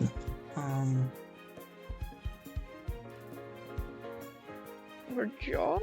Question mark? What's her job listed at? What was that? What What was the description for her job again? Yeah, was it? The job is the sword thing? Yes, The as handle of the occupation. sword? Yeah, so she can support her family. Yeah. What was the other thing that she said? It was how? Yeah, no, absolutely not. Yeah. Wait, I almost clicked the wrong thing. Your father's autopsy proof the one selfish. But you didn't learn magic just to benefit yourself, though. Oh, I forgot to present people at the bench. I will have to remember that for Stop. next time. You use it to support your family. You gave them hope when the nobility just shut down their tavern. That's... You didn't have a choice. You had a gift, and you used it to your advantage. That's not selfish. Shut up. Just shut up, Tyrion! Why won't you leave me alone? Celeste, You don't know anything! You weren't there. You didn't hear what he said to me. You didn't see the way he was looking at me. He was only thinking about how I betrayed him. I knew him. I knew him better than anyone. He loved me. He took care of me. And I threw it all away. I chose to become a mage. He would never forgive me for that. oh. Maybe this is where we present the bottle? Yeah, I think this is the lotus juice because why would he have had it? Yeah. Thinking about. Take a look at this picture, Celeste. Look at this photograph. Uh-oh. What's this? Broken glass? Wait, that bottle! It's a bottle of lotus juice. These shards were on the floor of the crime scene. What? That can't be true. They don't even sell it in Wyverngard. Your father called in a bunch of favors to have it imported for you. He did? He didn't hate you, Celeste. He imported your favorite drink just to make you happy.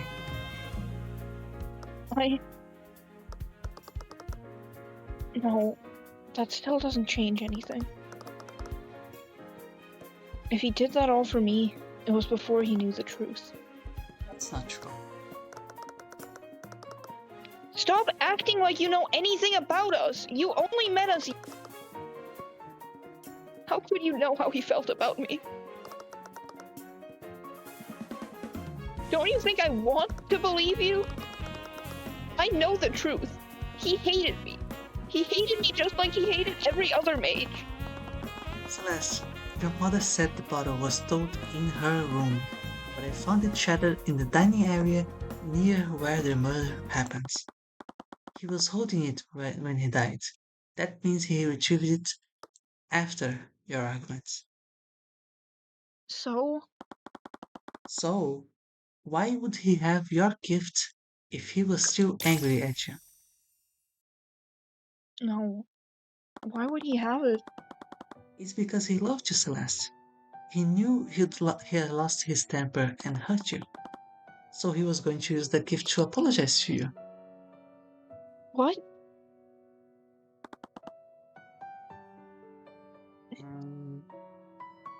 I still don't like this. My daughter, working as a mercenary of all things. Come on, Dad. You know I can handle myself out there. You shouldn't have to. They closed the inn. If I didn't do this, we wouldn't have made it through the last few winters.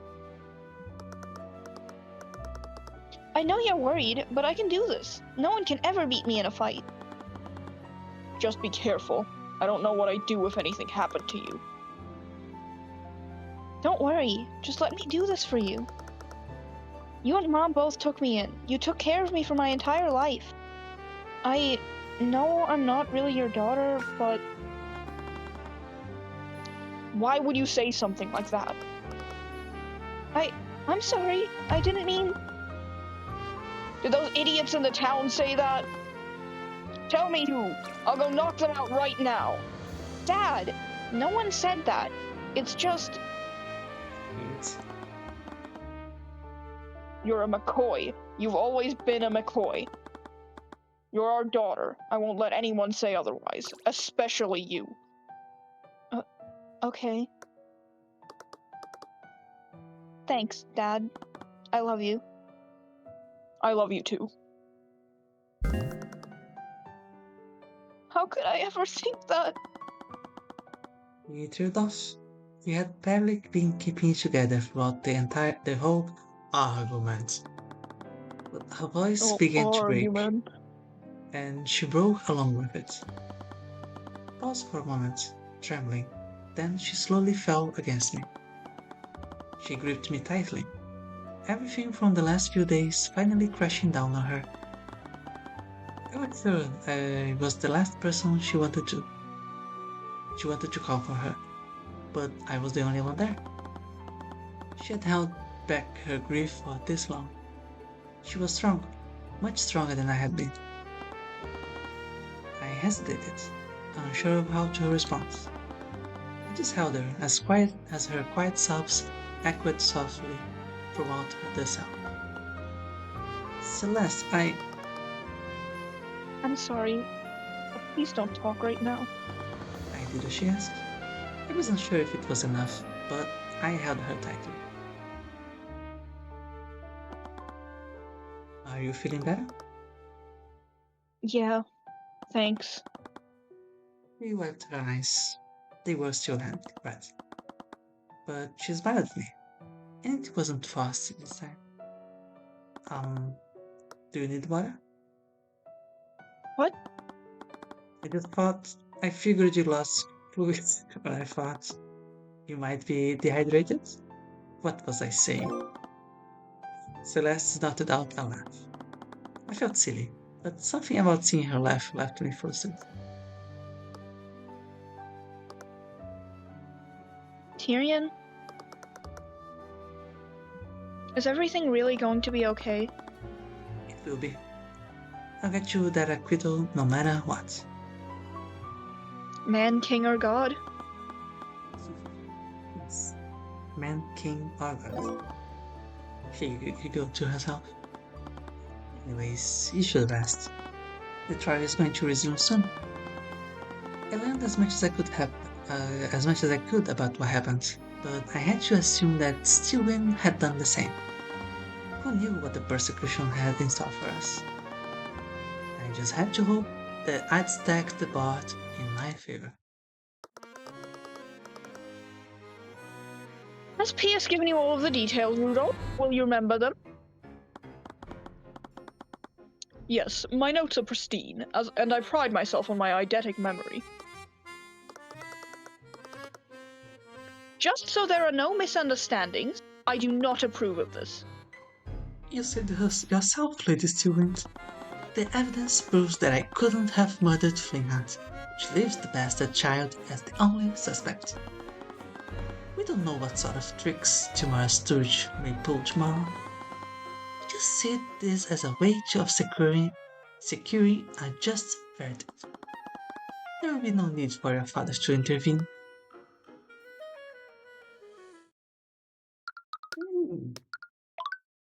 And as much as that is very likely the last chapter of this case, it is getting a little bit late here, and I am Yep. with family here in the house, so yeah, we absolutely Yeah. cannot push it longer.